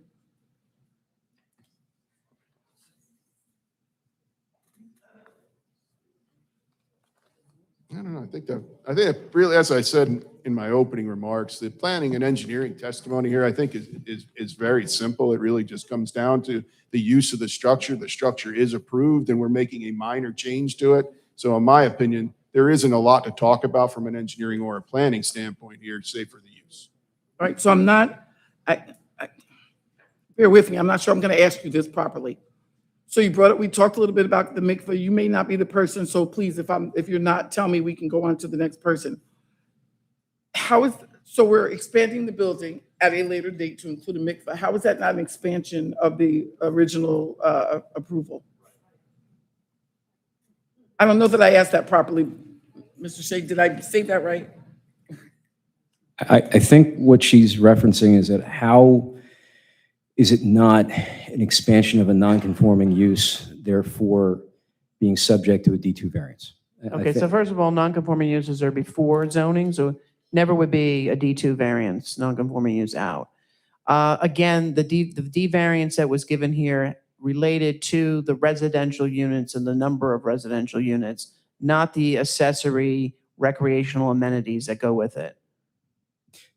I understand that's the position of the applicant, but there is a resolution indicating that there were a number of conditions in 2020 and reaffirmed in 2022 via the resolutions. I'll let the planner our planner, the board planner, weigh in on it at the appropriate time. But they were within the resolution indicating that, one was green space, one was the clubhouse, one was tot lots, one was, I believe, the walking trail. There was dog park. There was a number of them, but they were fundamental elements of those resolutions. Right, wrong, indifferent. That's the way that the resolution was written. And I believe that's what Madam Chairwoman is asking about. It's whether or not this change to the structure itself is representative of a D2 expansion of a non-conforming use. It's a question for the planner if he can weigh in. Happy to, Mr. Shea. I mean, to me, the answer is very easy, is that both of the uses of the house of worship and the mikveh are permitted uses here in the zone, so they can't be a non-conforming use. They're permitted. Yeah, Madam Chair, Yes, Mr. Peters. I don't want to get stuck on this one issue, but we seem to be circling back to it. And I guess first, Mr. Stevens, thank you for your testimony. You were the engineer and planner for the use variance application, correct? That is correct. So during the use variance, and it's referenced in, I believe, the use variance resolution and the original site plan resolution, the concept of a village green, the integration of passive and active amenities on the site, and there was a phrase called the design dedicated to the conservation of open space and pervious coverage. The resolution's words, not mine. In the LC zone, a clubhouse isn't a permitted use, is it? That would be correct, yes. So wouldn't the clubhouse had to have received a use variance in order to have been approved and moved on to resolution compliance and construction? The project received the use variance. We're not arguing that point. I think you're parsing words here. No, Mr. Peters, no, I completely disagree. We have been before this board to make changes to this plan several times, all of which have been done without the use variance. I think that the thought that this is an expansion of a non-conforming use or that some other use variance is required for this application, I think is incorrect. That would be my opinion. Fair enough.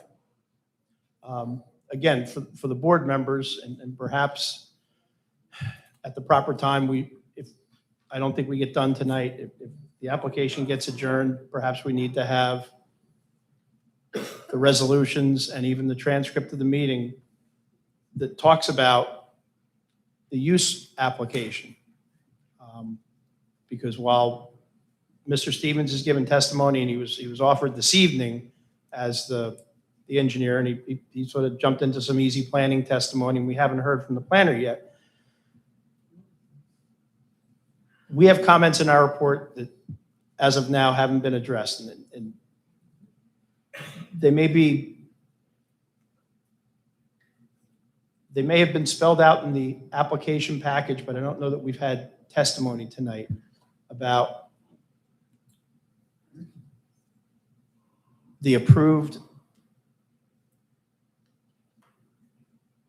clubhouse being an accessory use, and the applicant this evening suggesting that this new building is a permitted use and that the mikveh would be accessory.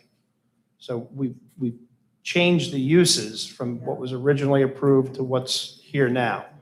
So while if we were doing a normal application, we'd say it's less worse because they've created something that's permitted. My concern simply is that ignoring that clubhouses were not permitted uses in the LC zone during the use variance application, and now suggesting somehow that we don't need to revisit the use variance issue, I'm not convinced yet. Thank you. Like to continue?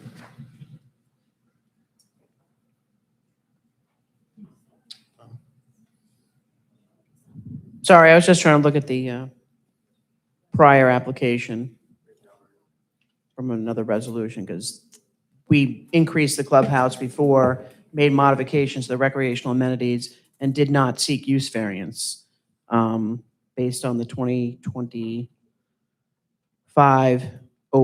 resolution. So I'm not sure why it's coming up now. But with that, why don't we either open up questions for the site engineer, or I can move on to the next witness. Okay.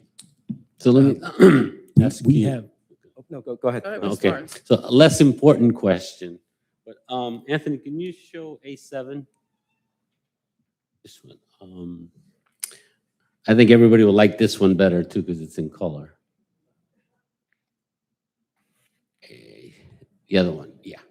If you can expand that. Basically, so last time for the recreation, you requested a height variance, right? So the height is going to stay now because you received the height variance for the recreational area, right? So you're just going to keep that. The building dimensions remain unchanged, save for addition for the phase 2 that we discussed. Right. And the mikvah, which is what's new, if I said that right, if I said it wrong, I apologize. Is there a height, do you need a height variance for that? Will that be lower? Like, how's that going to work? I'm going to let the architect give you that testimony. Okay. I'll wait for that too then. All right. Thanks. Yeah, I was zooming in on the house of worship, Anthony, in that section. I think this does help everyone. Do you just a little bit? Yeah, where the actual house of worship is going to be? That center? Yeah, that's it.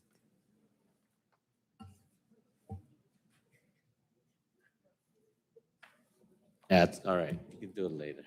Because you can see the mikveh and the signage also. That's directly there. Oh, okay.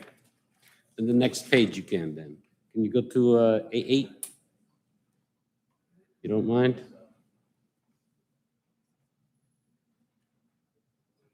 Yeah, right there.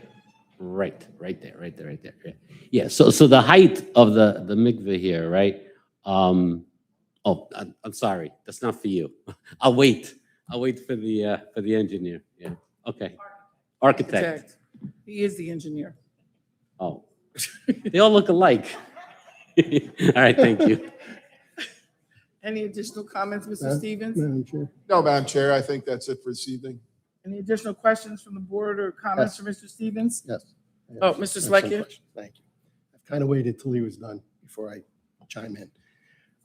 During your testimony, you've reiterated twice that the use from a clubhouse to a house of worship is the same, that it's a congregation area. An assembly use, yes. Assembly use. Correct, it is. So is the house of worship a non-denominational house or not? You have to let the applicant give that testimony. That's not for me. So, It's not so engineering or planning. let's go down the path and say it's not, or even let's say it is. I'll agree with you right there. It is for a synagogue with a mikvah. Okay. So does that change, doesn't that make your testimony that it's the same use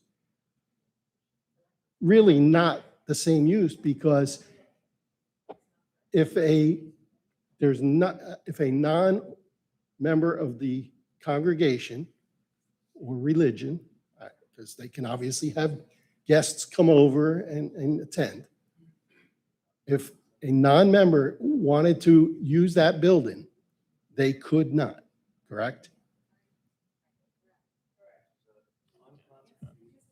I would agree. All right, thank you. Please. All right, Mr. Stevens, any other comments or questions from anyone on the board? All right, what we're gonna do is the board usually takes testimony until 10:30. It is 10:05. We're gonna open it to the public. You can come forward at this time and ask questions about anything that Mr. Stevens has testified to this evening. I know, before anybody comes up, there's a lot of questions, a lot of comments, but let's please keep in mind that it's only on what Mr. Stevens testified to this evening. Right, and just, let me just expand on that a little bit. Ms. Jennings, is Mr. Stevens going to come back at the next hearing?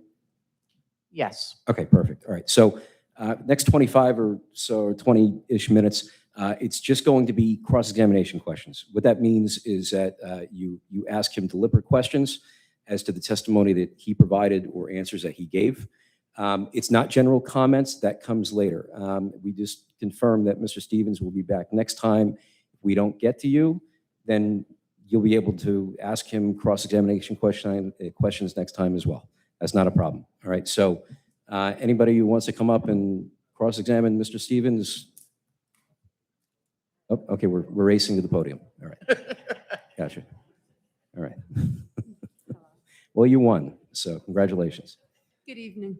But please raise your right hand. Do you swear or affirm to tell the truth, the whole truth, and nothing but the truth? Yes, I do. All right. Please state your name and spell your last for the record. My name is Susan Tabone. Oh, yep. My name is Susan Tabone. That's perfect. I live at 6 Aurora Circle, Barnegat, New Jersey. I am a realtor in Jackson, New Jersey. I work for Keller Williams. I've been a realtor for over 22 Jeff, years. You just got to speak into the microphone. Can I- Yell if you have to. You can move it closer to you if I'm a need little be. short. I don't Just want to move it closer to you. There you go. I own the property right next to Grand Harmony. I own 3 building lots with other owners. I own lots 11, 12, and 13. Okay. Now, what we're addressing here, and I know I have to address So- what I Yeah, received. if you have any questions for Mr. Stevens, this is a cross-examination portion. Public comment will come at another point in Now, time. Mr. Stevens is with the JP Orleans Company, correct? He's No, an he is engineer. He's just an engineer. the applicant's engineer. Engineer and planner. Okay. So if you have any questions about engineering and planning, now would be the time. Okay. I have other issues with JP Orleans Company that they had promised us No. frontage and all. Okay. So in the religious, the clubhouse here, okay, and I just want to say something here. I'm going to read something to you. Prohibition of discrimination of the Federal Fair Housing Act. No, FHA ma'am, it has to be cross-examination. What Mr. Stevens testified. So if Oh, you so have what is it? questions as to what he specifically said on the record or answered on the record, what you're doing is called a general comment. Okay. That will come at the close of the cross-examination. It'll just happen next time. I see. Yeah. All right. So he's constructing this mikvah and also the clubhouse. Okay. And how large is the clubhouse going to be, actually? And I want to ask a question about what kind of signage is going to be, because they're asking for maximum signage in the area, in the community. Mr. Stevens, square footage of the clubhouse and the house of worship and the mikvah.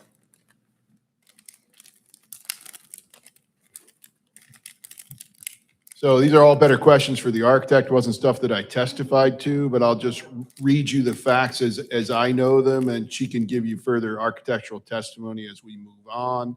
The house of worship is 5,533 square feet, and the mikveh, as I did testify to, because that's an addition, and engineers, we like math, it's 856 square feet. Okay. Another question is, this, as these gentlemen had said, this is supposed to be a clubhouse. I live in a Dell community where there is a clubhouse. We have bowling, we have bocce, we have all the amenities.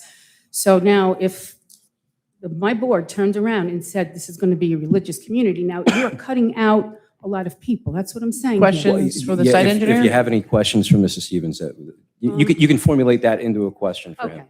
All right. So how is this going to, a question, how is this going to affect the rest of the community who are not going to be of use of this clubhouse called House of Worship? How is that going to benefit the rest of the community? Me as a realtor. Well, you have to let him answer first, yeah. That's the answer. So the application that we're bringing forward tonight is being brought simply because the residents have asked for it. That's why we're here. This is a request from them. But I think the question, though, I've asked everyone to be getting the request from some of the residents who are currently there or the owner of the property. It is assumed, even though I hate that word, it is assumed that everyone will not be of the same foundational belief. Right. How, I think what the woman, and correct me if I'm wrong, ma'am, I think what she's asking is, how will everyone, the broader everyone who's not of the same community, Right, be able to benefit. partake of the club, the house of worship? For instance, I'm a Realtor. I have No, clients. you I have, have so, clients. Ma'am. let him answer, let him answer. Go ahead, Mr. Stevens. So I do not have an answer to that question. It's operational. It's something that will need to be delved into deeper with other witnesses. All right, so I have a buyer that wants to buy into Grand Harmony. Now, they're expecting a clubhouse, they're expecting a pool, they're expecting a dog walk, they're expecting all the amenities that come with a clubhouse, with HOA. Now, if I turn around and there it is a house of worship, now I'm steering my client into an area. Remember to which- phrase it to a question for Yeah. Mr. All right, Stevens, so based on how- what he testified to. I mean, how do you feel about that I'm like Well- steering this? This is against the law, all right, to do this. So He's After the I- site engineer. These are not site engineering yeah, questions. if we could just keep it to relevant testimony that Okay, he, I'm that he sorry. testified to. And Yeah. I will come back at another time because I know this is. Well, not a gonna lot get of what you're settled. saying are general comments. You'll have more than enough Okay, time to do that. so I'd like to know when I can come back to do that. Well, and- at the end of, when we're done with public session, Yeah. we'll find That's a fine. date for them to come back. So Because I have a lot what- of questions, other questions about. like, I So, have yeah, this- so what happens is that the process, just so everybody's familiar with it in the room, because it's some new faces, right?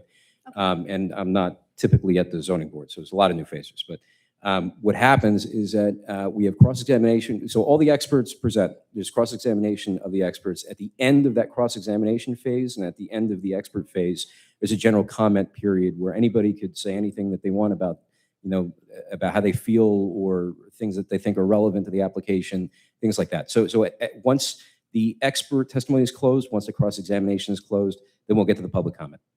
Okay, that sounds good. You got it. Thank you. Thank you.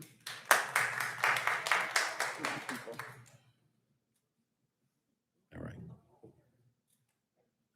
Eleanor Hannum, oh, sorry. Yep. Eleanor Hannum, 7 Evergreen Court, Jackson, New Jersey. You swear and affirm to tell the truth, the whole truth, and nothing but the truth. I do. All right? So earlier, there was testimony discussing the different changes that have been made, correct?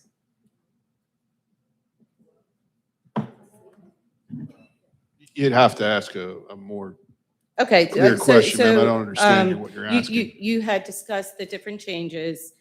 I believe it was at the zoning board back in 2024. The pickleball courts were taken out, the dog park was taken out, and the main pool was taken out, correct? We made changes to the original amenities package. That is correct, yes. Okay. And when that was done because the developer wanted that done? Yes, the developer asked to make the changes to the plans. We made those changes as his engineer. I'm working for him. We brought them to the board and those changes were approved. Okay, so did the developer go and amend the HOA contract that runs with the deed with the county clerk? I can't speak to the HOA documents. Another witness is going to have to do that. They have not.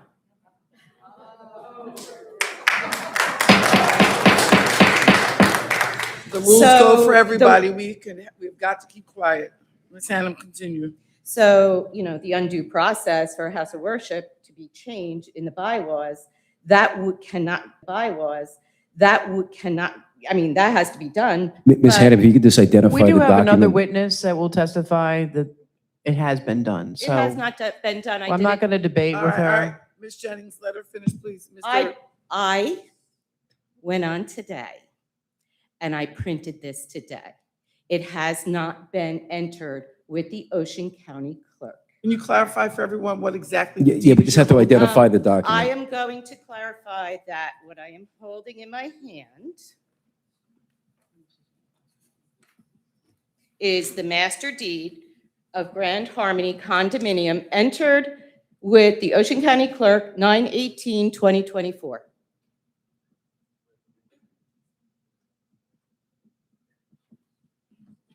So those formal changes have not been made. And They have not been made in So- 2 years. Yeah, if we just do cross-examination questions. Yeah. So, here's kind of like my question. Currently, there are 20 occupants that have occupied, 20 families have occupied this project, their homes there. Is that correct? It's my understanding, yes. Okay. And 96 of those homes have been sold so far. Also my understanding, yes. Okay. But you did testify that it was the people that came to the developer that is requesting this. Yes, that was what also my understanding, ma'am. It's, again, I work for the developer for Orleans. They asked me to do it. So that's where I'm getting my information from. The rest would have to come from another witness. It's not Okay, my so testimony. there are still 100 units that have not been sold. And we have the affordable housing units that have not been sold. So my question is, what has changed? Did the market change, or did the demographics you were marketing to change? Again, not the site engineer's question. So we could just keep it to the testimony he presented. Yeah. So I don't understand how we are making more changes if it has not been recorded to That's- begin with. Again, he doesn't record these documents. It's not his testimony. He was made the testimony that these changes were made. I said they were made because that's what the applicant told me. We're going to have them come up next time and they can testify. This is not the right witness to ask these questions. Yeah, so what happens if, let's say they have somebody from the applicant testify as to whatever documents are filed with the county clerk, that may be somebody who is more familiar with the process. Okay, so, well, I was asking the question because he had made, and Ms. Jennings had made numerous comments regarding the HOA That's and fair. regarding all of that. Yeah. So they're very valid questions. No, I'm just Yeah. entering the fact that it was never actually legally done because this runs with the deed, it runs with the land. Thank you. Thank you.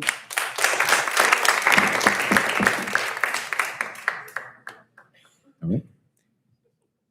Do you affirm to tell the truth, the whole truth, nothing but the truth? I do. All right, and state your name and spell your last for the record. Shlomo Klein, All right. 166. Oh, into the microphone. 166 Tranquility, Jackson, New Jersey. All right. Sorry, name again, sir? Shlomo Klein. Thank you. Just to clarify, you said that there are, I live in Grand Harmony, there are 20 living people are they religious, or are they religious Jews, or are they non? I don't think we personally have that information, but the applicant's representative might be able to answer that question. So you're telling That's me not that, something that Mr. Stevens testified to. so you testified that the interest of the homeowners is to have a house of worship. That's what we were told by the applicant's representative. Yes, so they'll can come up and testify, but that's not really questions to ask Mr. Stevens.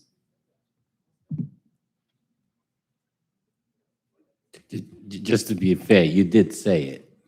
I I'm get not a it. witness. No, I'm no, the not you. attorney. Not you. Mr. Martins, excuse me, what he said was there was approximately 20 families. I don't Right. believe he indicated about who or what the demographics were. I understand. I think somebody from the I applicant would understand. probably. I understand the Got it. confusion. So that Yeah. being said, 97 applicants already went under contract, and we're assuming that there are of the want and need of a house of worship. Again, that's just the direction we're getting from the applicant, not anything to do with what the site engineer is charged with doing. Got it. Thank you very much. Hey, excuse me, sir. Could you Fine. please come back up? I just have a couple of questions to ask Yes. you. Why did you decide to purchase your townhouse in this community? When I heard that there was houses for sale for $650,000, I jumped on it. I know that in Lakewood, it's impossible to find a house under $1.2, $1.3 million. So when someone told me that there was going to be a house that would have two Right. sinks that would fit the needs of my family, I jumped on it right away. Okay, what amenities did the seller's agent promise you? Did he promise you basement apartments, kitchens, two kitchens? No basement apartments. Okay. There's no apartments. Did they promise you a synagogue in the community? They did not promise us a synagogue as the clubhouse. They told us that we would have access to a synagogue. As currently, they gave us one of the houses that are there, that are the model homes, and they told us that we could use it as a house of worship. But did they tell you that the house of worship would be a permanent part of the community as the community grows? They told us that they would want that to be the original outcome, but that they couldn't promise that. Jay? Yeah, Mr. Hofstein, we have to keep it to the legal tests for purposes of RLUIPA, so we don't want to, Thank you, sir, for coming forward. Raymond Cohen's. All right. Sorry, I didn't catch Raymond you. Cohen, 6 Hazeltine Lane, Westlake Community, Jackson, New Jersey. You swear and affirm to tell the truth, the whole truth, nothing but the truth. I certainly do. All right. Mr. O'Neill, I have a quick question for you. A year ago, my daughter tried to purchase a unit. We first went to your sales building in the front of your community, and we were told, we don't sell anything here. You've got to buy So- it from the people selling the community, which Hang- we hang did. on. We finally found out who it was. There's a question here. Well, that I wanna ask. so what happens with cross-examination is that it's got to be relevant to the testimony. Okay, it is very It's gotta relevant. be as I'll to- get there, I promise. I'll get there, I promise. Guys, I Mr. O'Neill, can you has please to be tell me relevant to why my engineering. daughter was told that she cannot, my name is Raymond Cohen, a proud American Jew. Who's Mr. Why was O'Neill? my daughter Mr. told she cannot buy a Mr. unit in Cohen. your community? Mr. Cohen, look at me. All right. So when the applicants, whoever, they're fact witness, they're professional, they're statement of operations person, whoever's going to testify for them, you can ask if they testify as to how they operate and what they do. You can ask cogent, relevant questions, cross-examination wise, of that witness. What happens is that we have to slice each expert up as to what they testify to. So the engineer testifies to engineering, they get cross-examined as to engineering. The planner gets, puts on his planning testimony, then he gets cross-examined as to his planning. Same thing with the architect, same thing with traffic. So I get where you're coming from. I understand Mr. the Cipriani, question. you told me that this was an open community. No. Was that not said? Okay, I Okay, it's an open understand that. community. Why could my daughter not purchase a unit until after I went to the old mayor, Okay. the new mayor, and then I was told by you, if you have a discrimination issue, you have to go to the state. And you can't sit there and tell me that there's not discrimination in this whole deal here. Listen. How can a I community understand. I be understand sold in your Lakewood? perspective. Not one Jackson person there. Okay. Sold in Lakewood. Mr. Cohen, I get it. You will have your chance at general. You will. That's not okay. So just to be clear to everybody here, boards operate off of what's called Robert Rules of Order. In the Robert's Rules of Order, you segment everything up. You will have a chance to put all of this on record, everything. Okay, whether it be in general comment or by cross-examination of the relevant expert, their statement of operations expert who will be presenting, I'm assuming at the next one, right? You will have the chance to direct these questions that you have to the relevant person. But as to, we have, Okay, another Mr. question. Cohen. I live in Westlake. Mr. Cohen, Okay, can- what stops Westlake then from coming and saying that their ballroom now is a Mr. Cohen. thing for all religious outlets, and we're not going to pay tax on that clubhouse anymore? Cohen. Why should they be given? you have to Sir, keep the questions I relevant to the understand. testimony presented. Hear me out, please. Right. I'm a resident. I understand your frustration. Okay, I do. I hear you. I see it and I sense your frustration, but bear with me here. We have to follow the rules, okay? Otherwise, we put the township and the board at risk. We have to follow Robert's Rules of Orders. So the rule says their professional testifies and we get to question him based on his testimony. Your questions, sir, are going to be perfect when their expert comes out with their statement of operations. That will be the perfect time for you, Mr. Cohen, to ask your questions and get answers. He's an engineer and a planner. He's not the person. He didn't tell them who could sell to and when, or they had to go somewhere else. Trust me, sir, I get your frustration.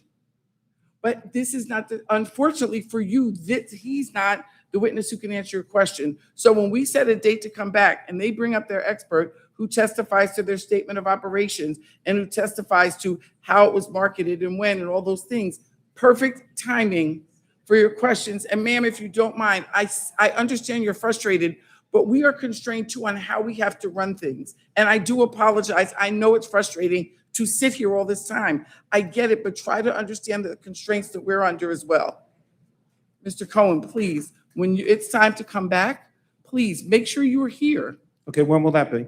When we're done with the public testimony, we will set a date for the next, for when they come back, for when they return. And I want everybody to know, I have nothing against the ultra-Orthodox No, community. we understand that. We are My not whole thing is that insinuating it should be open to all. Mr. Cohen, I understand we are not,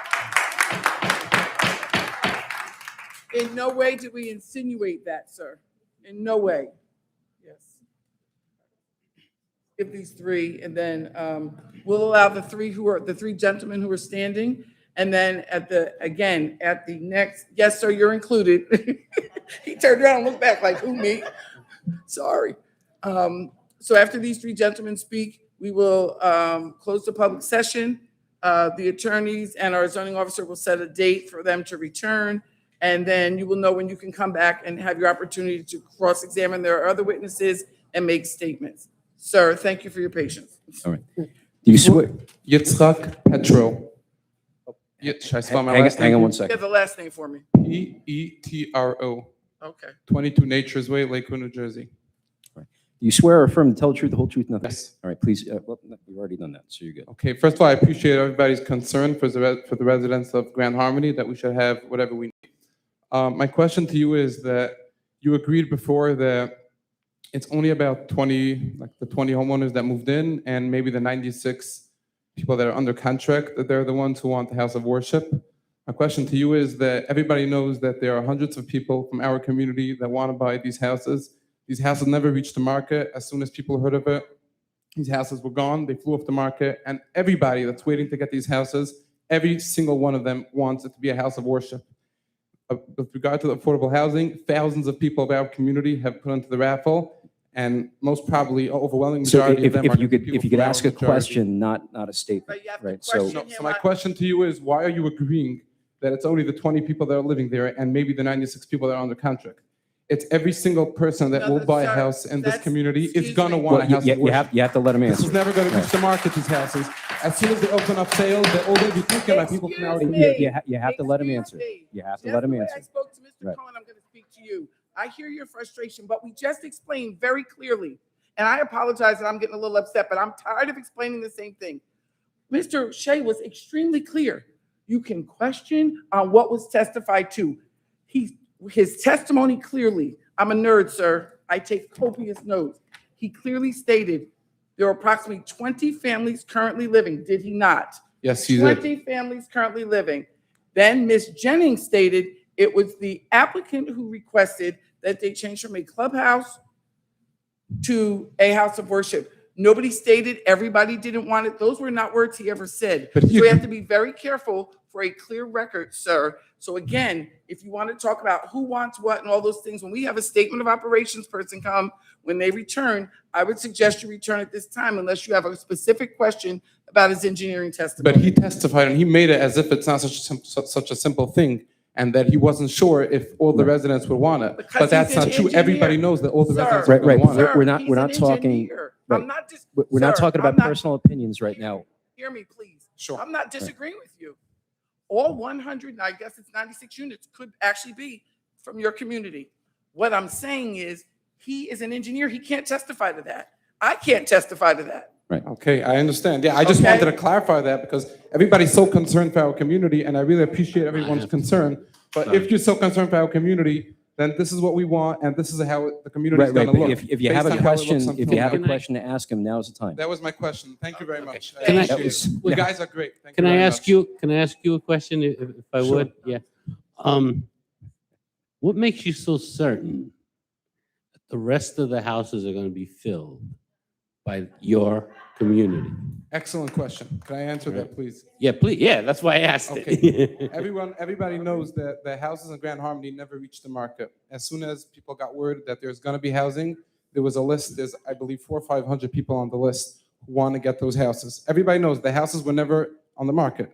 It went by word of mouth, and the houses were eaten up, were taken right away. So there is a list of Mr. hundreds Petro, of people. So- Mr. Petro, can I make a suggestion? Save your comments for the next meeting, please. Okay. Sure. You sure. can answer my question in the next meeting. Yeah. Sure. Yeah. Okay. All right. Thanks. See you. Thank you very much. You guys are great. Thank you. Sir?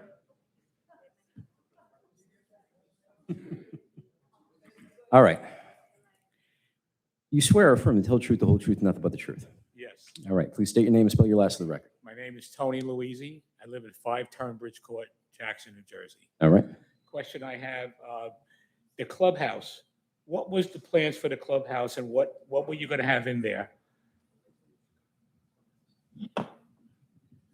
So the plans for the clubhouse are exactly the same as the plans for the house of worship. There is really no material changes to the plan. It was meant to be an assembly use. That's what was approved, and that is what we're proposing to build. So there's very little modifications here. It's simply a matter of religious use. That's really what we're talking about. So when you say assembly use, I live in an adult community. We have a clubhouse.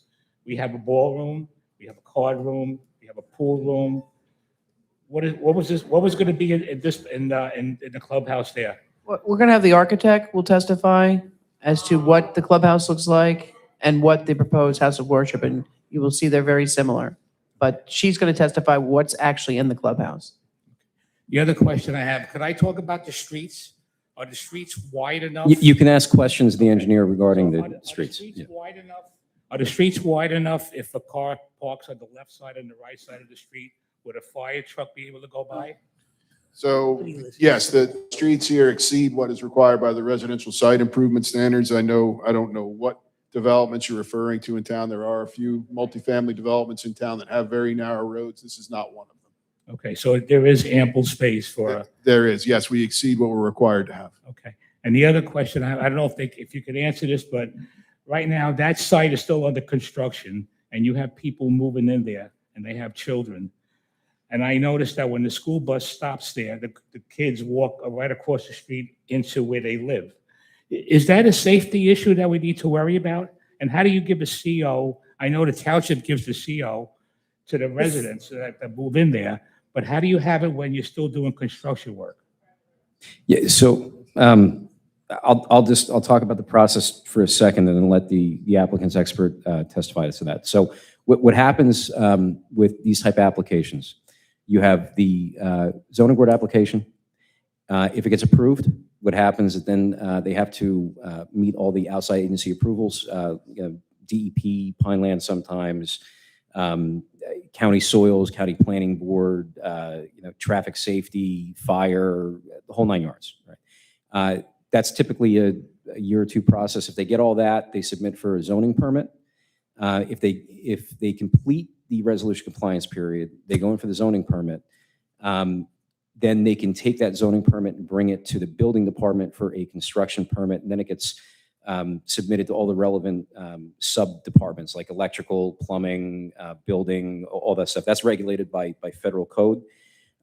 So it's a simple but complicated answer because it spans a number of years, and it crosses probably 3 or 4 different departments and about 9 different sub-departments. So that's my answer to your question, but I'll let the applicant's professional answer the rest. It was a very long question, but the answer is, Mr. Shea eloquently said it, is that there is a process in town, and once a CO is granted, the homeowners have a right to move into their home, the same as any other homeowner in town. And as far as the The busing here in town, that's not something that even the applicant has any control over. That's done by the busing companies and the Board of Education, and certainly not my expertise. Okay, and what about the roads coming out of the complex, going onto Harmony Road? That road's gonna be inundated with cars. Right now, it gets backed up at 5 o'clock. Ms. Jennings, will your traffic engineer be testifying? Yeah, but there's going to be no change in the traffic patterns, but he'll be here. How could you say that? The reason I'm asking is obviously as an engineer, I don't know that he's the person who should answer that question. That's why I asked you Correct. that. So again, sir, I would encourage you, right, to please come back. When we're done with the gentleman behind you is done, we will set up a date.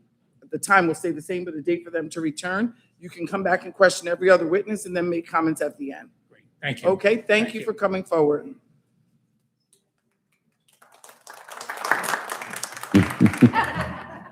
Please state your name. It's getting late. Do you swear or affirm to tell the truth, the whole truth, nothing but the truth?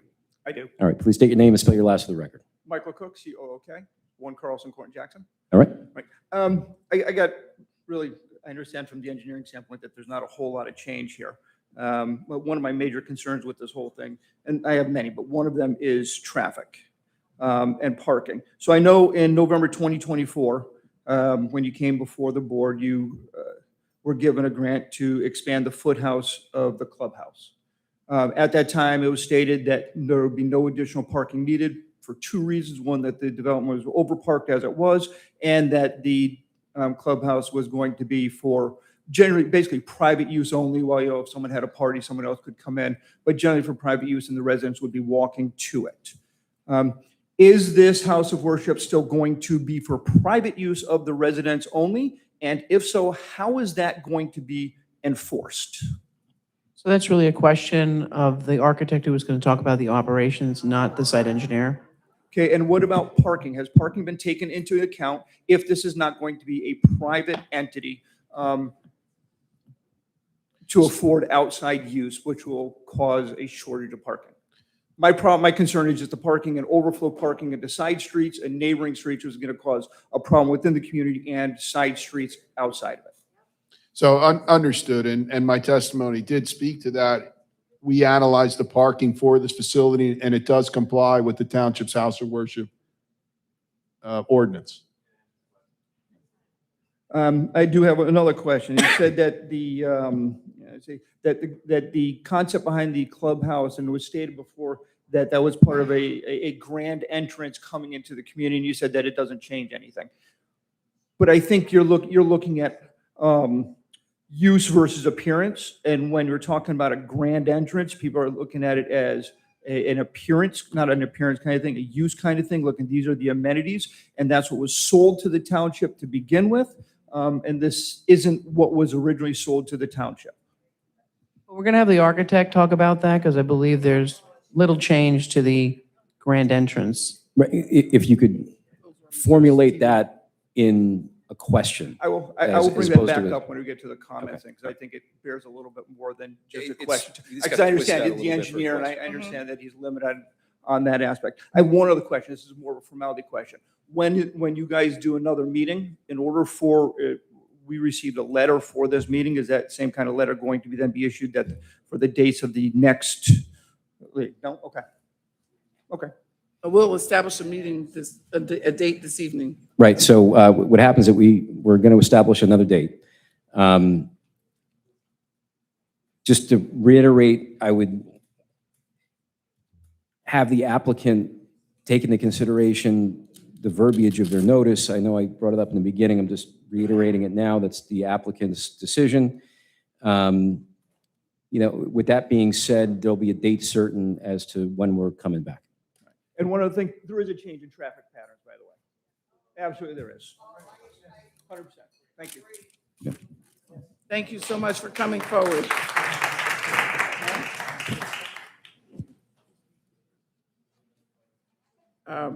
Okay, at this time, Mr. Shea, Ms. Jennings, Ms. Tumalo, a date for them to return? Can I just ask one question? Oh, sure. When we come back, because it ties into us coming back, are we going to open with continuation of cross-examination of this witness. Yeah, so we'll open with cross-examination of this witness and let everything go through and the board can ask You didn't questions. get to ask tonight. Yep. You'll have another shot at it. It's just a continuation, yeah.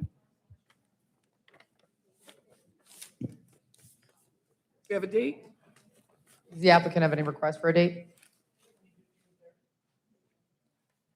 I'm sorry. I didn't Was hear you. June 3rd available? June 3rd, we have prelim and final site plan with use variance on the board, so. And who's the applicant? Enzo's. Sorry, Mr. Stevens isn't available then. Okay. Okay. Now you're into July. And then the 17th, Donna, you're not available, Put your other so- application. July 15th. I would not recommend that.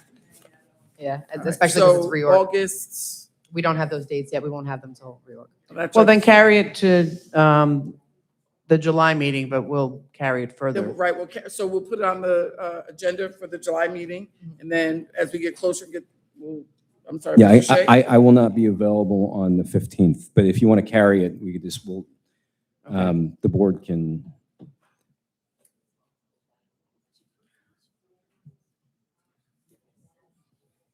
Anything? I didn't know if there was a commentary on that. No, we'll just carry it till July 15th and we'll figure it out from And then there. when we get our new dates at reorg, we'll Yeah. we'll Right. revisit. Okay, thank you.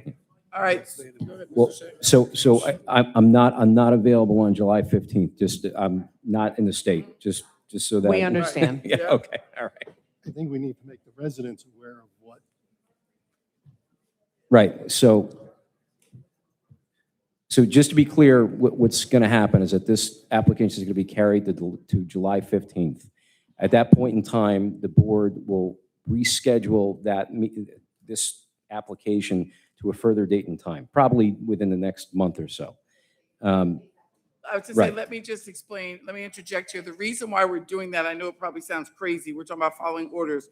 Our year goes to June 30th, and then we reorganize in July, and we establish our dates for next year, starting in July. So we've scheduled them for July 15th. It will not be here July 15th, but that night we will schedule them for a further date. So you're reorg. Just so that I'm clear too. So July 15th, we're not going to hear testimony. There's no Not from them, questions. not on this application. Right, For right, regarding scheduling this purposes application. only. So if anybody's interested in asking questions regarding this application, It will not be July 15th is not the date you Correct. want. So Okay. then what you can do, let me be very clear here. What you can do after that July 15th reorganization meeting, it will be posted on the township websites. You can go to the zoning board office, or you can go right to the zoning board website and look at you'll see them scheduled, the document center. Does that make sense? Yeah, true. All right. Motion to adjourn, all in favor? Motion to adjourn. Second, aye. Thank you. Councilman Bradley, I know there was thank, no denials.